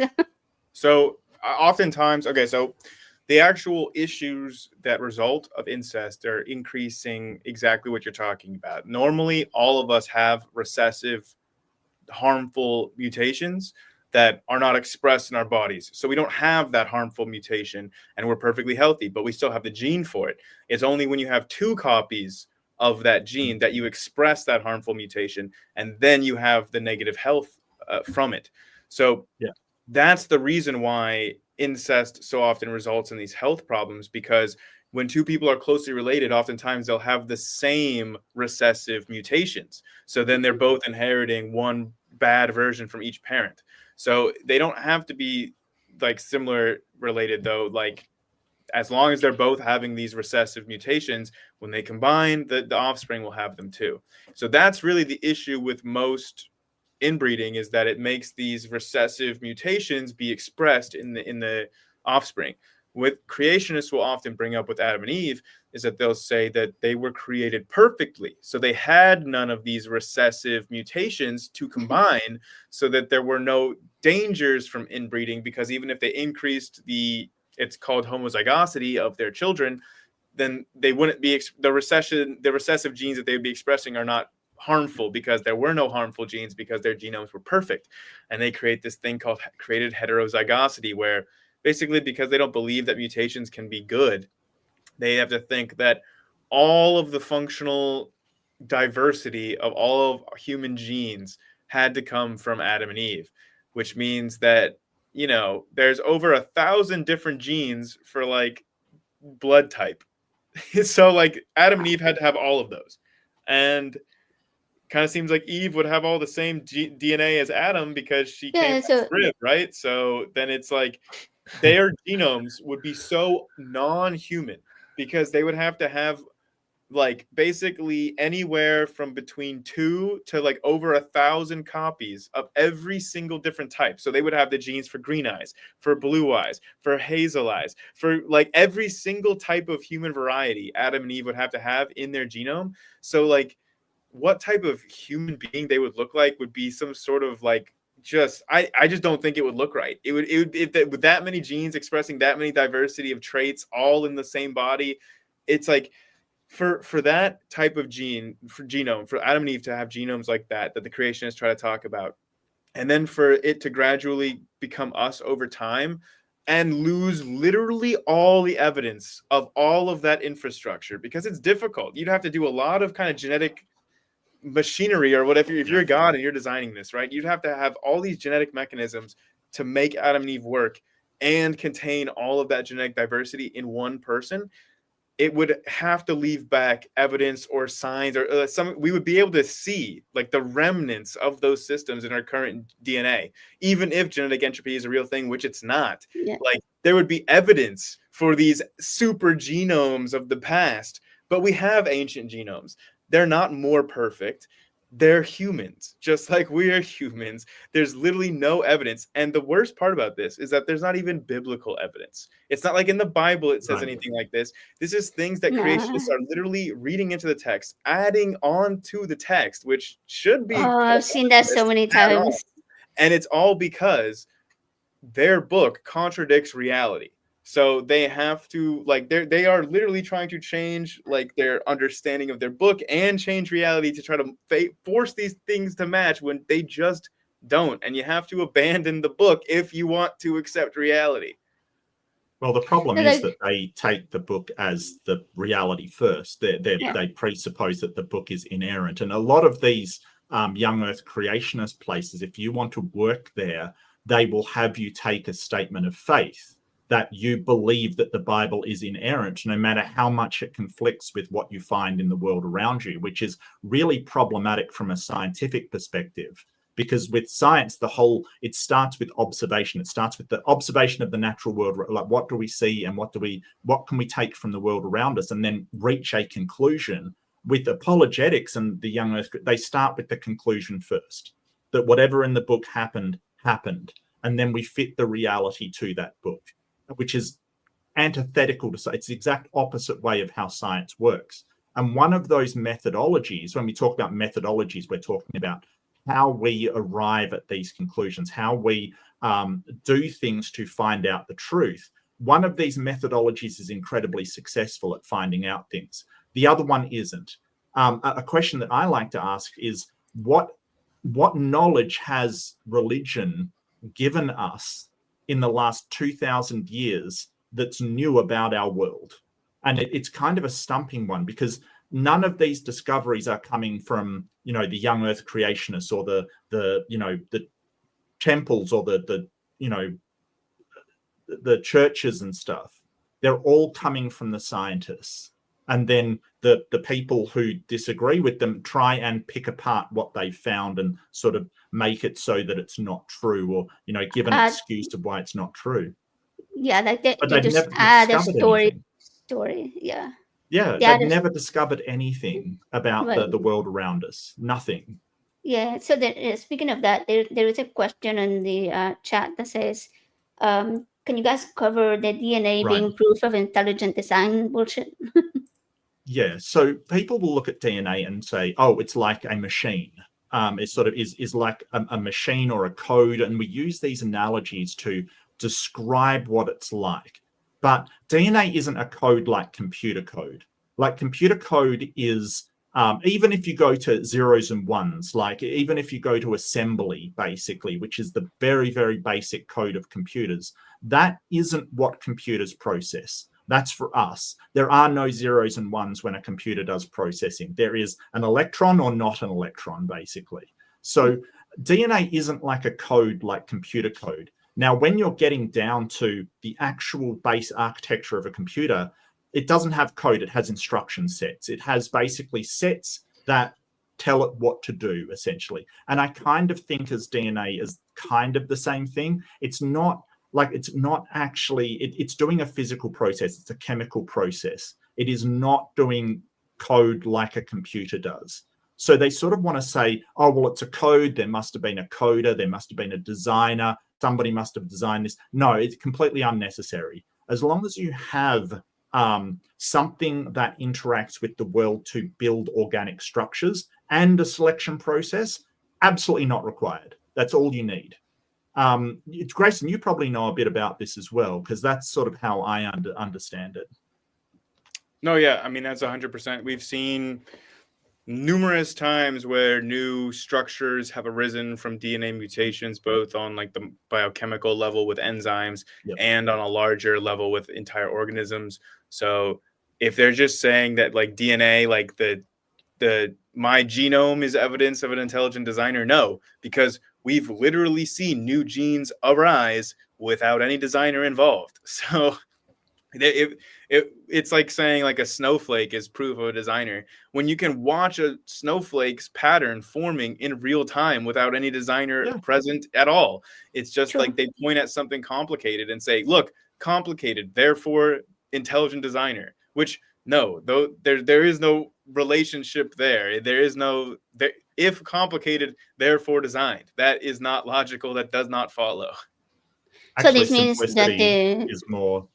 If you're in engineering, simplicity is actually a better hallmark of design. You want things to be as simple as possible, because the simple something is, the less problems it has, less maintenance it needs, less errors it has. So the whole idea that something is complicated, therefore designed, really goes against it. We talk about in engineering, and especially network engineering, which is my background, is sort of like there's top-down and bottom-up design. So top-down design would be like, okay, well, I want to design this office. I want computers here. I want a central thing here. And it's basically you organize it, looking down upon it. Then there's bottom-up design, which is basically I've got all these systems all over the place and I want to link them up. Let's just do it as it goes along. And DNA and sort of evolution is more like that bottom-up design. It's a bunch of systems cobbled together that in the past may not have worked together. So it's got all of these superfluous things that aren't needed anymore, and these, a bit over here that doesn't seem to mix with anything else, and problems over here. So it really does seem more like sort of bottom-up working or middle-level working than it does sort of a top-down, well, let's all design this thing together. So this does explain, for example, how the question that people often have, how could such a complex life come from a single cell organism? Like you said, Grayson, we've seen genes arise, new genes arise. So does that explain how we can get such a complex life from a single cell organism? I hope that I asked that question correctly. Yeah, I mean, evolution would probably be speaking like how that occurs between mutation, natural selection. I mean, you have mutation creating all of these different diversity of forms, and then natural selecting the ones that work the best. If you have enough rounds of that, you can have some very, very complicated things arising. And even beyond that, like, people have this intuitive sense of the relationship between complexity and design. But if they were to actually look into complexity theory or any of the ways that we actually understand the dynamics that give rise to complexity, then there are literal like mathematical relations between complexity arising from like thermodynamical disequilibrium states. It's like there are ways of complexity spontaneously arising from non-complex situations that we know of quite well, that have no designers involved at all. It's just a sort of intuition that people just need to see the evidence maybe to get over. And I think it's maybe anthropomorphication. Like it's basically saying, hey, this, we've been doing it since the dawn of time. This lightning bolt, we don't know the reason for it. It must be someone doing it rather than something. Or, storms occur because of just chaotic weather patterns that sort of, that it seems personal and it seems like someone's behind it, but no one's behind it. People are still saying, the government can change weather patterns to send hurricanes onto America. Like it's that idea that it must be somebody because it feels so personal, and it feels so directed towards me personally. But we know that it's not. It's just the weather being weather. It's just this hurricane came out of nowhere and blasted a bunch of people. It sucks, but there's no. Yeah, we actually did a whole show about that. They are controlling the weather myths. A lot of crazy things about that. Yeah, but another this is similar. What we were just talking about is similar to the complexity of the eye. The human eye must be a sign that we have a creator. Just because we all created this can, then something has to have created me. Let's talk about the human eye. How complex and amazing is it truly? Because I know it's not. I can name like the mantis shrimp. Yeah, we don't get a lot of arguments on that anymore. And this is the really frustrating thing, because we'll get arguments on like, oh, the human eye so complex, couldn't have arisen by chance. It had to be some designer doing it because it's so amazing and so wonderful. But then we sort of find out about eye spots and how the development of the eye could have occurred and explain it, and explain why, say, for instance, our eye is kind of wired backwards, so it's got a blind spot, but the octopus eye doesn't, so it's actually superior. Okay. And we basically find out more and more. And instead of saying, oh, okay, we were wrong, we're going to rethink it, they just go to the next thing. So the next thing along is the, say, DNA repair mechanisms that our bodies have to, fix any errors that come up. And they sort of say, hey, that couldn't have arrived by chance. And they'll just keep on moving to the next thing and the next thing and the next thing without saying, okay, well, I was wrong about that. Could I be wrong about this thing? They will move the goalposts, essentially. Is it going to ruin our streaming format if I share my screen? Because I have no, go for it. I have like my favorite paper of all time about eye evolution to answer your question. Yeah. I'd love to see that. Yeah, if you can share it. I'm sharing my screen right now. This paper is called A Pessimistic Estimate of the Time Required for an Eye to Evolve. Nice. So this is the most pessimistic that these evolutionary biologists could be. So they're saying, like, if we, have like the lowest amount of selection, if we have the lowest kind of mutations, if we're literally trying to be as pessimistic as we possibly can and give them the lowest amount of assumptions that favor this, and like they're trying to make it really, really difficult here. And even with all of that, it evolves in only a few 100,000 years in their model. So this is like the most pessimistic model of like, if you were trying to make it as difficult as possible to evolve an eye, the longest it could possibly take would be only a few 100,000 years. So it's not very difficult to evolve an eye. It's happened actually a lot of times. Like numerous independent evolutions of eyes happen pretty frequently because it's not that difficult in terms of like evolution to do. Yeah. I mean, if you just look at shrimp, okay, mantis shrimp, they we can only see three colors, right? The cones in our eyes allow us to see three colors, and the mantis shrimp can see 12. They don't use them for color identification. They also use it for being able to see ultraviolet light with their naked eye. So it's like, if you think about it, there are so much more complex eyes in nature than humans even Well, have. we have a blind spot in our eyes, but mollusks do not. Their eyes, like the reason why we have a blind spot is because all of our little optic nerve fibers need to exit out of our eyes, and they exit out of our blind spot. Like the same, Yeah, out of the same hole. But mollusks found out, hey, you could not do that at all, and they don't have a blind spot because their eyes are engineered in a much smarter way than ours. So if it was a god who engineered our eyes, it's like these would have been the prototype before he was like, wait, what was I thinking there? That I just put in a blind spot that literally doesn't need to be there at all. There, like, it doesn't need to. The mollusk, like an octopus eye, clearly shows us the blind spot doesn't need to exist. If you were an actual intelligent designer, you would not have made it that way. Makes you wonder, right? We saw Seth Andrews, who had a great presentation on that, and it was interesting. Oh yeah, the one about who's the best designer, right? I don't know if you guys seen that one. It's really good. We actually saw it here in Houston. What were you gonna say? No, go ahead. Oh no, that we saw the presentation here in Houston, and he was talking about the eyes and the ears, and that's when he mentioned that his dad was actually deaf and had a cochlear implant. So after the show, I went and talked to him, and I was like, "Hey, look, I have a cochlear implant as well." So that was kind of cool to learn. But yeah, like, I mean, it's just crappy design, really crappy design. Yeah, the human body has a lot of flaws. My favorite is the recurrent laryngeal nerve. That is hilarious how they try to explain that one. That's a nerve that comes down from your neck. It loops around your aorta and comes back up to some part in your sort of neck kind of thing. It goes about that far, but it goes all the way down your body. Now, giraffes have the same thing, and it has to loop the entire way down their body, around their aorta and back up.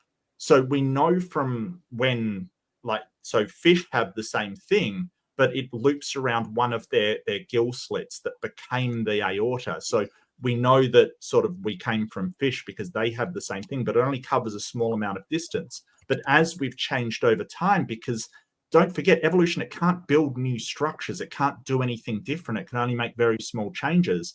That has lengthened and lengthened and lengthened until we have this nerve that goes halfway, maybe a third of the way through our body to cover a tiny distance. And that's sort of what we're talking about with this bad design kind of thing. And, I just want to say, AJ, I think it's so cool that you're a cyborg. Okay, that's amazing. It's awesome. Yeah, I think it's awesome.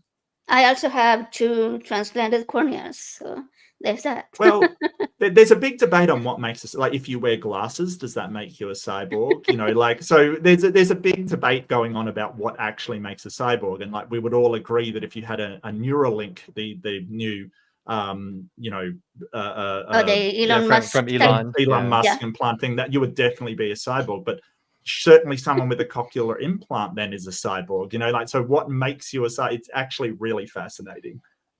Does a peg leg make you a cyborg? That's the question. I don't know if it's connected enough. Yeah, like right now, your voices are not in my ear; they're in my brain.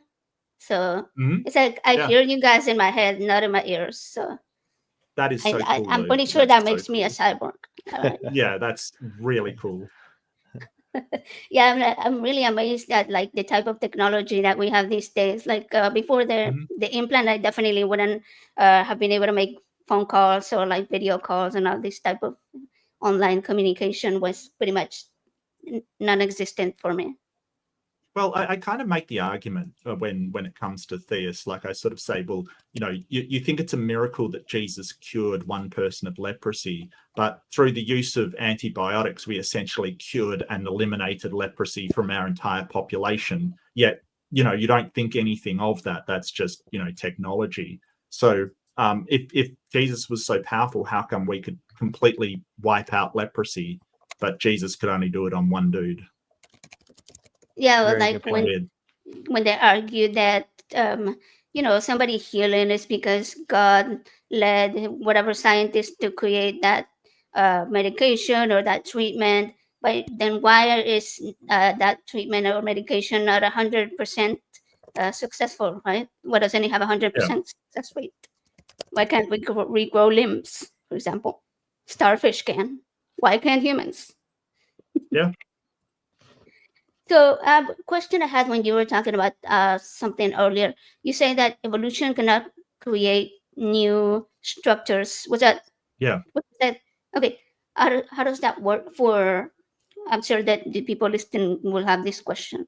Me, I'm not a biologist, so I don't know the answers. So the creationists, they think that like, oh, well, suddenly a fish just had a new lung kind of thing. And that's not how it works. Like it's more, fish will have, and a good example to point to is the mud skipper, right? It's a fish. It's absolutely a fish, but we define it like that. But it doesn't, it lives on land for part of the year. We find it in trees. It has like a rudimentary lung that it's actually made out of one of its swim bladders.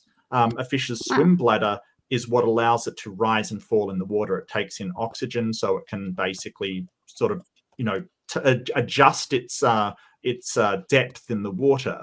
But one of these has been converted into a rudimentary lung. And so what we're sort of saying is that don't think of it as, well, suddenly it just grows an extra arm or grows an extra lung kind of thing. That isn't what we're talking about. What we're talking about is that structures will change over a long period of time to become something else. And this is why we have vestigial organs and things like that, stuff that's just not used anymore. So the whales, right, would be a good example. Right. Whales are a good example with their hip bone that's still kind of there. Emus is a perfect example. I mean, I don't know if you know this, but emus have arms. Like they have these rudimentary arms that just hang by their sides and do nothing.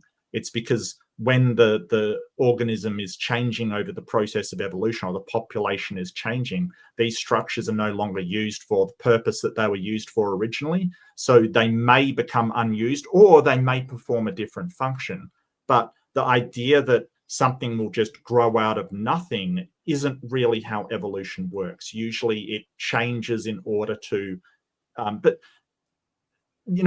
when I say it doesn't build new structures, they can develop over time, but it isn't this, a lung appears from nowhere. That isn't what's happening. Yeah, I mean, that I understand. I've always understood that. Like my mom was really into evolution and like the evolution of animals and humans, but especially animals. I think apes, dogs are like always her favorite. But I don't know why it is such a hard concept for people to understand that evolution isn't something that we can just observe in the majority of animals. I mean, we can observe it in what viruses and bacteria. Is that correct?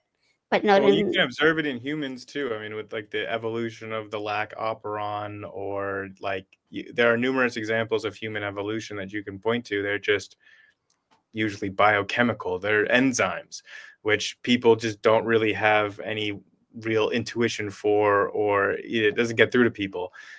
You can evolve new structures, maybe just not in the way that creationists think of, where all of a sudden, boom, you get a mutation and all of a sudden you have wings on a dog. Like, it doesn't work like that.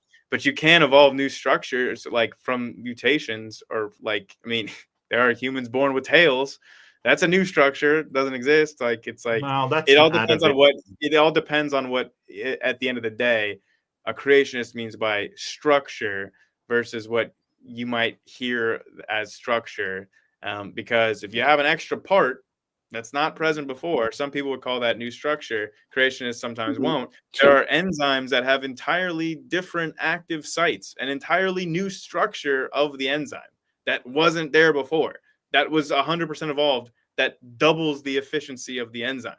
So there's a beneficial mutation right there. And then all of a sudden the creationists say, well, when I meant structure, I didn't mean that kind of structure. And then there's always a changing of the goalpost anytime you bring up an example that says what they just said isn't true. That's so true. Well, I think the tails is a bit misleading because that's usually an atavism. So atavisms are when we all have the DNA that could express a tail, but it's not turned on. It doesn't get expressed. But occasionally it does get turned on, and that's when infants are born with tails. We've also seen the same thing for teeth in birds. And atavism is a throwback to the old genetics that are still present, but not expressed when we're actually, when it actually we grow. Everybody has a tail when they start forming in the womb. You have a tail and then it starts to recede into you. It's actually quite fascinating. But so that's more atavisms, but we have seen some physical changes. There is a tribe, and I can't remember the name of them, but they have this lifestyle of diving for food and diving for things. And they can hold their breath due to massive lung arches, like 5 minutes easily or something like that. And their feet are splayed and they have more webbed fingers. So there's small changes, sure, but they are showing that if they're completely separated from everybody else and their survival relies on having these structures, they will get more and more pronounced over time. Because the problem is time. The problem is the amount of time it takes to show these changes, to express these changes. It takes ages because they're very, very small incremental changes. So they want to see a human turn into a chimpanzee turn into a human over the course of a month, and it's so unreasonable. It's like expecting, well, I don't see Halley's Comet. If I don't see it tomorrow, then it's not true. It's ridiculous. Yeah, I had heard about that tribe you were talking about. I completely forgot about it. Yes, it's such an amazing case of evolution. Yeah, like that we can actually observe.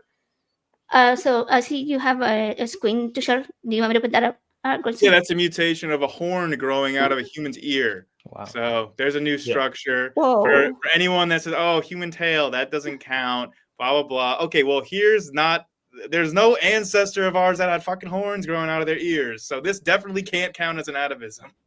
And that doesn't even look like a nail, it doesn't look like the same. Horn. Yeah. Wow. Well, I mean, the atavisms only exist because we have tail DNA in our lineage. Like, we are related to other apes. That's the only reason that happens in the first place. So, well, technically not true with that. Like, the actual mutation is like not expressing a tail mutation or whatever. It's just a mutation from the embryonic tail not going away, but it's like it's not the same genes that our ancestors would have had for tail formation. I don't even know if it would technically count as atavism in that case, but it does look like an ancestral, like a vestigial trait of an ancestral trait, but I think the genetics might be different. Okay. Yeah, I'm not totally familiar with that, but yeah, but the horn example, like I don't think anybody can disagree with that. Creationists, that there's a horn growing out of a man's ear. Does that not count as a new structure? Come on. Well, one could argue that God, maybe it's a demon. Well, there's also a family in Brazil with 6 fingers on each hand, and this family, they're very good at basketball and playing the piano. And they all have 6 fingers on them. Sorry? Beneficial mutation. There you go. Oh, yeah. Yeah, I mean, imagine what we're going to do with an extra finger, right? I'll see if I can find a screenshot of them. They're pretty famous, So when I was looking for, while you find that, it's actually an interesting story. When I was looking into my family genealogy, because my last name from my father's side, I didn't have a relationship with him, so I was kind of like curious to see whether some of the conditions could have come from his side of the family, because they were not presenting on my mom's side. And I found that they came from like a really, really small town, and a lot of them were inbreeding, and they had like a extremely high like record rate of albinos in their town. I thought it was kind of kind of interesting thing to find about my family. Yeah, so that would not be the same thing as necessarily like that's what we were talking about before with like inbreeding causing those recessive. Oh yeah, it was like so that's not necessarily like mutations arising in those yeah, generations. It's just and like, definitely not beneficial either. yeah, So. it's the inbreeding pulling those out. Okay, Interesting. there we go. Shared screen. Is that the correct? So yeah, that's the right one. So 14 members of their family have 6 fingers on each hand. Homo Wow. sapiens. I've never seen that before. That's wild. Yeah, it's an entire family. Like the second finger almost looks like close to a thumb, but almost like an index finger. Yep. It's like a mix of both. That's amazing. It's really messing with my mind seeing that. Well, go ahead. I have a question though after.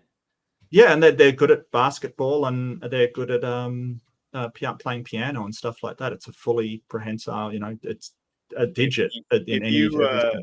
If you fed these images to an AI, it would really mess it up. I was gonna say it's confusing after seeing so many AI images with people with so many fingers. It makes you think, is that an AI image? Well, but yeah. I learned that before AI existed. I trust your source for sure. Yeah.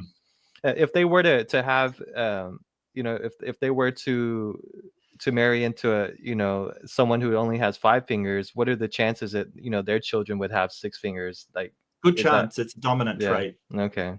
But again, we see creationists will continually move the goalpost. If you bring up 6 fingers, they'll say that's nothing new. That's just an extra something already. So it doesn't count either. Every time you bring up any example, the creationist will always try to move the goalpost to try to do some sort of no true Scotsman type of a move on you. So like, hey, fingers already exist. Extra one doesn't. It's nothing we haven't count. seen, right? Why do we have fingers? Yeah. But the horn thing, I've never seen any creationist ever try to address, like humans being born with horns. That I guess the demon thing is a good point, because one of the things that I love with the creationist way of thinking about things is that if you ever bring up, other religions, they see their God, other religions have miracles with their gods, other religions have faith healings and prayers that heal people and all this stuff, and everything that your God has, other religions have. And then sometimes they'll say, oh, well, that's totally explainable because those are all demons. And then I'll ask them, okay, so how do you know that you're not following a demon? And they'll be like, oh, it's and then they'll like a moment of panic. They'll be, oh God, I never thought about that. So there is a person in the chat that is a theist, and they're kind of asking some not so good questions, but here's another one that says, an extra finger doesn't prove that we can grow hearts, lungs, etc. What do you say to that? Yeah, but so again, refer to mudskipper, the fish that can live on land and has a rudimentary lung. Refer to that. So we know that these can form because we literally see it in a fish, that a lung, I mean, it's not a complete lung, it's a sort of a proto lung, if you will, but it can extract oxygen from the air. So I would liken this to somebody coming up to you on the street and saying, hey, I say that it's impossible to measure the distance from here to that building over there. It's impossible to measure. That distance cannot be measured. And you say, oh, well, yes, it can. It looks like it's like 200 feet away. And you're like, what is this feet thing? And you're like, well, a foot is about this big. And you're like, that big? That building is way farther than that. And they're like, no, well, first, 12 inches is a foot. You could never get to that building with 12 inches. And then you're like, no, I mean, you just add them up and eventually you have 200 of them, you'll get to the building. And you're like, no. You can't add them up that way. This is only 12 inches. You have to get all the way to that building. And it's like, they just can't figure out addition. The comment that you read is from a guy that hasn't figured out addition yet. I don't know how old he is, but he got to go back and learn how to add things together. And the logical fallacy is shifting the goalposts, which sort of Grayson alluded to earlier. As soon as you meet one of their criteria, they just say, it's like the eye thing. It's like, oh, well, you can demonstrate the eye. Let's just move on to this other thing. Well, just because you can explain the eye and demonstrate how that evolved doesn't mean you can demonstrate this, and they'll just move it along. And that's all we get. And that can be done infinitely for literally anything. Flat earthers do it all the time, literally all the time.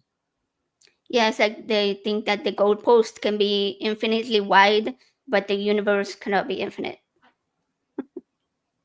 Basically, well, it's more just when you meet their criteria, they just change the criteria. That's all that happens. At the moment, flat earthers are in conniptions because they sort of claim that Antarctica couldn't be reached, and there's no 24-hour sun in Antarctica. And then a guy called William Duffy took all of these people on a trip and proved that so. And then they sort of say, oh, but that doesn't prove that the Earth is a globe kind. They're just shifting the goalposts. They're basically saying, no, it doesn't prove it because reasons. And the crazy thing is that the arguments that flat earthers and young earthers have are almost identical. They're almost identical. There's no difference between them. It is the same exact arguments. Science is not true. We have the real science. They're all the same, exactly the same arguments. Yeah, I mean, I agree. Like, this has been such a great conversation. I feel like I learned so much about so many different topics. And we actually had a family member who's a fisherman that's going to really enjoy the whole talk about the fish. That was news to me. So I think we're almost at a 2-hour mark. So we're probably going to start wrapping up the show. I do have a question. It's more a philosophical question. So I guess it will be more to Mark than Grayson, but you can either one of you can answer it. So this will come from like atheist perspective, right? Like, doesn't evolution undermine the idea that human life has, inherent value and dignity? No, absolutely not. The thing that theists never understand with evolution is that cooperation is instrumental to social species. Like, for instance, you do have solitary species that kind of hunt on their own and things like that. And they are successful in what they do, but humans haven't been successful when we're not cooperating.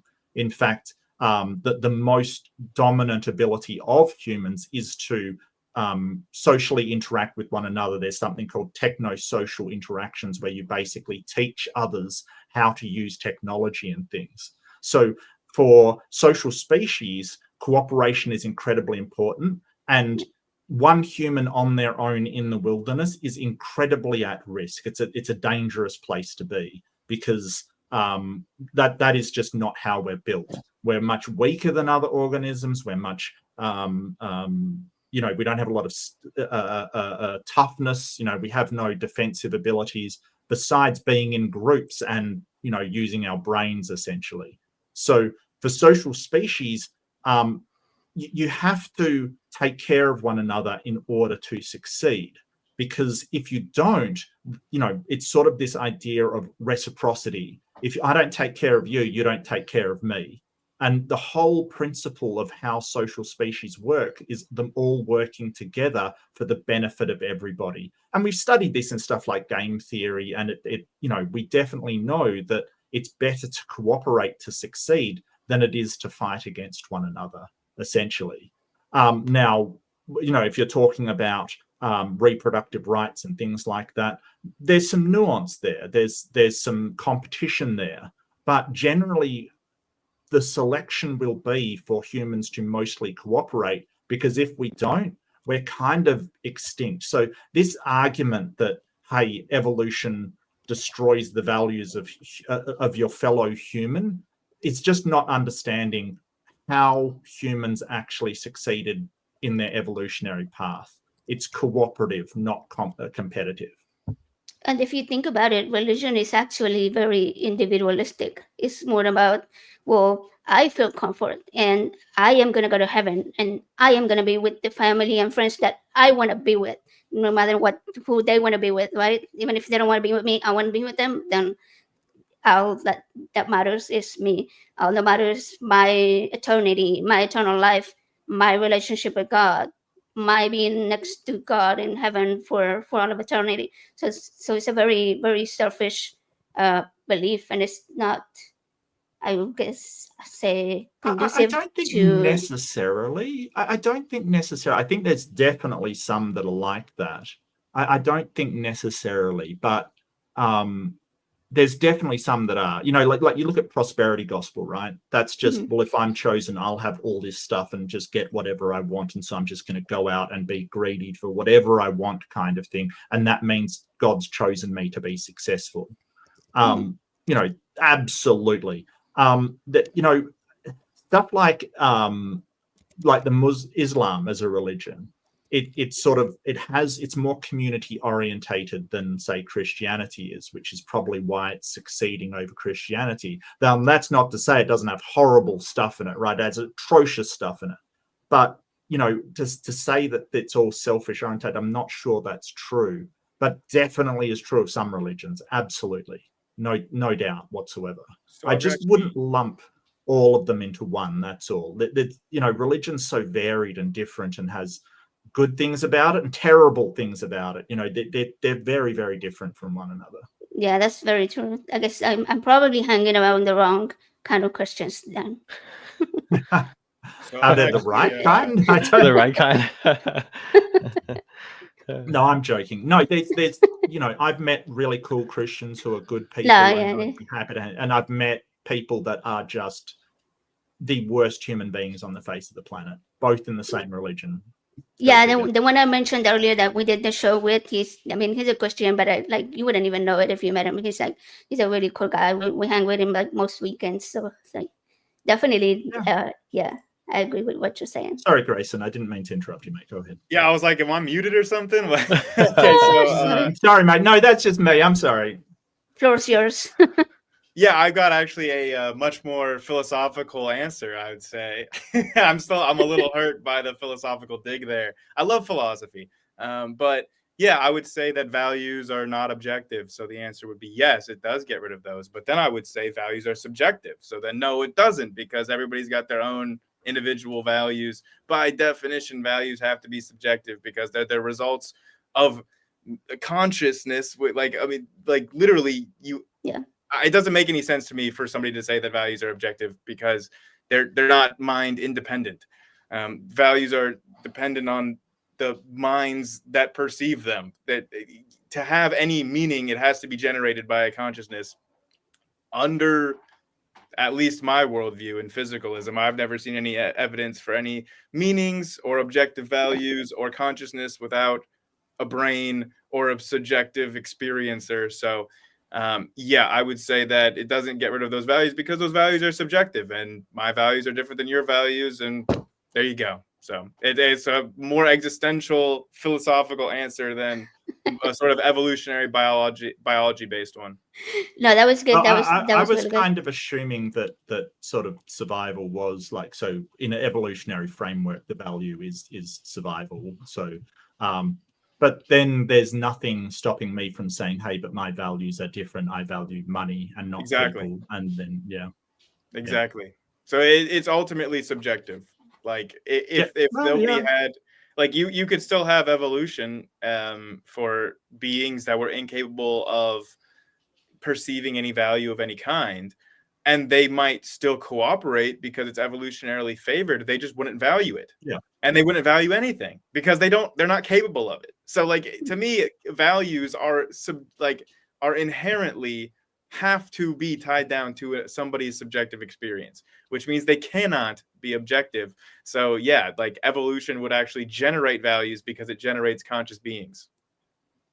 Yeah, and I mean, ultimately, everybody's experiences are so different that your brain is going to be shaped completely different from the time that you're born to when you become an adult. And you can even be raised in the same house and have completely different values, and at the end of the day, when you reach the same age. Sorry, Matt, were you going to say something? No, I'm fine. I agree with Grayson that values are subjective. But sort of if you're saying that evolution automatically stops your values from being valued, I don't think that even does. I think you can make an argument I know that Dr. Graham Oppy makes an argument that sort of, through evolutionary and natural means that the value of survival is objective. I don't agree with him. I think that in order to get to a morality, you do need at least some subjective starts on what you're trying to achieve. But I do agree with Grayson. It's all like, you may be able to agree how, like, sort of, whether a goal is important, and so what objectively will get you to that goal. So if we all agree that humans are valuable, then we can agree, obviously providing medical help for humans is a good thing under that goal, but at least that goal has to be subjective. Like, why do you think that's important, kind of thing. So I do agree with Grayson. Does come down to subjective morality, or moral anti-realism, it's called. Yeah. And on what you just said about healthcare, I've heard people say, well, if you want healthcare, then get a better job. It's like, for some people, basic healthcare is not even something that they value as much. So it's completely, like you said, completely subjective.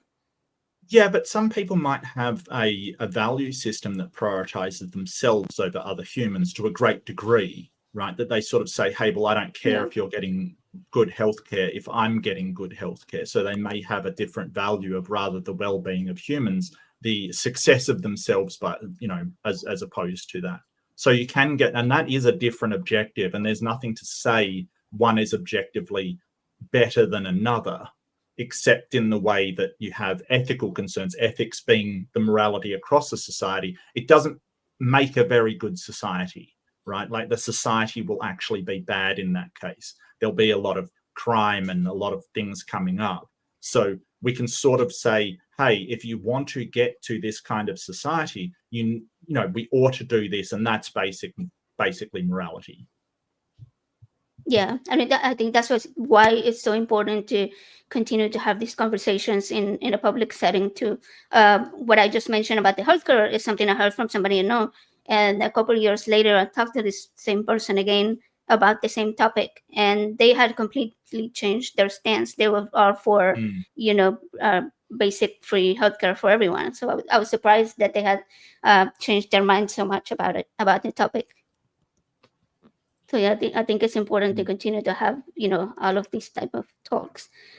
So guys, where can people find you? I know that most of the viewers today probably came from both of your channels, so I'm sure they know where to find you. But for the one or two that may not have come from there, where do we find you? And what are your upcoming projects? Grayson, you could start. I can see. Grayson. Yeah. Okay, yeah. You can just search Grayson Hawk, my name right here on YouTube. My channel should come up. I'm constantly doing like debates against creationists, flat earthers, any kind of pseudoscientist, doing debunking content of them as well.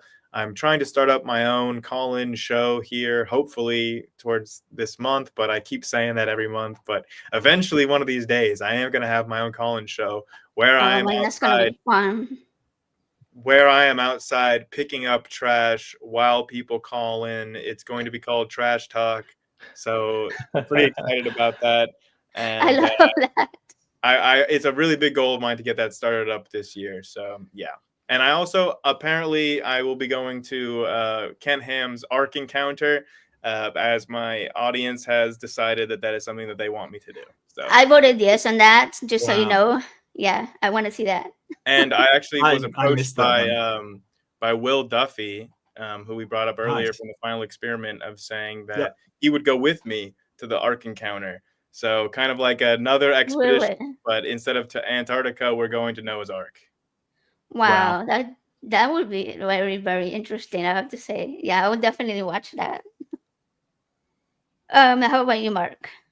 Oh yeah, I'm over on Mark Reid Atheism. I try to get debates as much as possible. I do have a show on my Wednesday, which is Tuesday night Eastern time, called Aimbot, where I look at secular humanism, how they would interpret just moral stuff taken off Reddit. Basically, go onto Reddit posts of "Am I the asshole?" and try to apply secular humanism to that, which can be fun to laugh at people and have consensual judging of their actions. because they do solicit these judgments. I feel it's valid to actually give them. And on Fridays or Thursday night Eastern time, I do Fundamentalist Fails, where I look at really some wild fundamentalists. Last week it was Candace Owens and her wild beliefs over stuff like dinosaurs are fake and gay, and that NASA was a created by a Satan worshipper and things like that. Just wild and wacky stuff. I also do a show with the lovely Ember, who is just beloved by the entire community. We switch weeks going from mine to hers, doing debate review. So we look at debates, some of the big ones, some of the new ones, and just basically go through it and try and find sort of logical fallacies, really good reasoning, really good debate tactics and strategies and things like that. So we really do analysis. I mean, we can really spend a great deal of time delving into, especially ththings like Christopher Hitchens and, just these big names in debate. Matt Delahunty's debate comes up a lot. Just a whole bunch. Haven't we done one of your debates, Grayson? I think we reviewed one of your debates. Yeah. So we do members of the community as well, and usually we'll try to have them on if we are doing them. So that's between me and the wonderful Ember. Look, I don't care what other people say, Ember. I think of you as beloved, and I won't be convinced otherwise. Yeah, I would love to have her on our show one day. I saw her talking about the genetics of biological sex, and I was mind blown at like all the details that she went into. I would love to have her on talk about that. Yeah, I'm sure she'd be amenable to it. I know she's very busy recently, but no harm in asking. Awesome. Yeah, I probably will. So it was, like I said earlier, you guys were awesome. Like I really, really enjoyed this type of conversation. I feel like I learned so much. I don't know about you, Joe. Did you have any? Oh yeah, they questions? got me speechless over here. I feel like, I mean, I can't even keep up with some of the stuff that they're talking about, but it's Oh, so sorry. interesting. No, it's great though. I was very interested in just listening to y'all. I'm definitely gonna go check out some of y'all's videos and subscribe to both of y'all's channels and check out your content. It's been a great conversation. I really appreciate y'all both coming onto our show this evening. Yeah, hopefully we can have pleasure. another one of these at some other point. We'll talk about that next time. So yeah, if you guys so much. haven't, This has been really good. I've really enjoyed it. It's been fantastic. Both AJ, Joseph, you've been wonderful to us. Really happy to be here. My pleasure. And it's always fun to hang out with Grayson. He's one of my favorite people. Just he's a mustache enjoyer if ever I've seen one. Nice. Yeah, absolutely. Grayson, you absolute champ. Yeah, what a guy. Funny story for the viewers. I was trying to make the thumbnail for the show, right? And so I asked Grayson for a picture to do an AI cartoon, and it kept coming up with like the weirdest mustache like shapes. It was like this, like hold up and right. And then I was like, no, make it more what did I say, plain or something. And then it gave you a better mustache, but then it gave you like all this curly hair. I was like, where is the hair even coming from? You're like almost bald. It gave me glasses too. Right, glasses. It was like, man, this AI, yeah, like people think AI is so advanced, but it's like, no. It still hasn't cracked the completely normal white guy aesthetic yet. It hasn't figured that one. Right, because even the colors are like very clear. Like your skin is very light enough to like you can see the mustache extremely clearly, like the shape and everything. I have no idea why I went with the handlebars. I don't know. It was glorious though. Absolutely glorious. I loved it. So yeah, that was the inside joke that I forgot that nobody else knew about and just sort of kept making, but I just loved it so much. Yeah, I thought it tied up with the mustache story. Anyways, yeah, well, we're gonna end the show then, and thank you both so much. And I hope to see you guys again soon. If anybody hasn't subscribed, go subscribe to everybody's channels over here. Like, comment, help us with the algorithm, and have a great night. Y'all take care.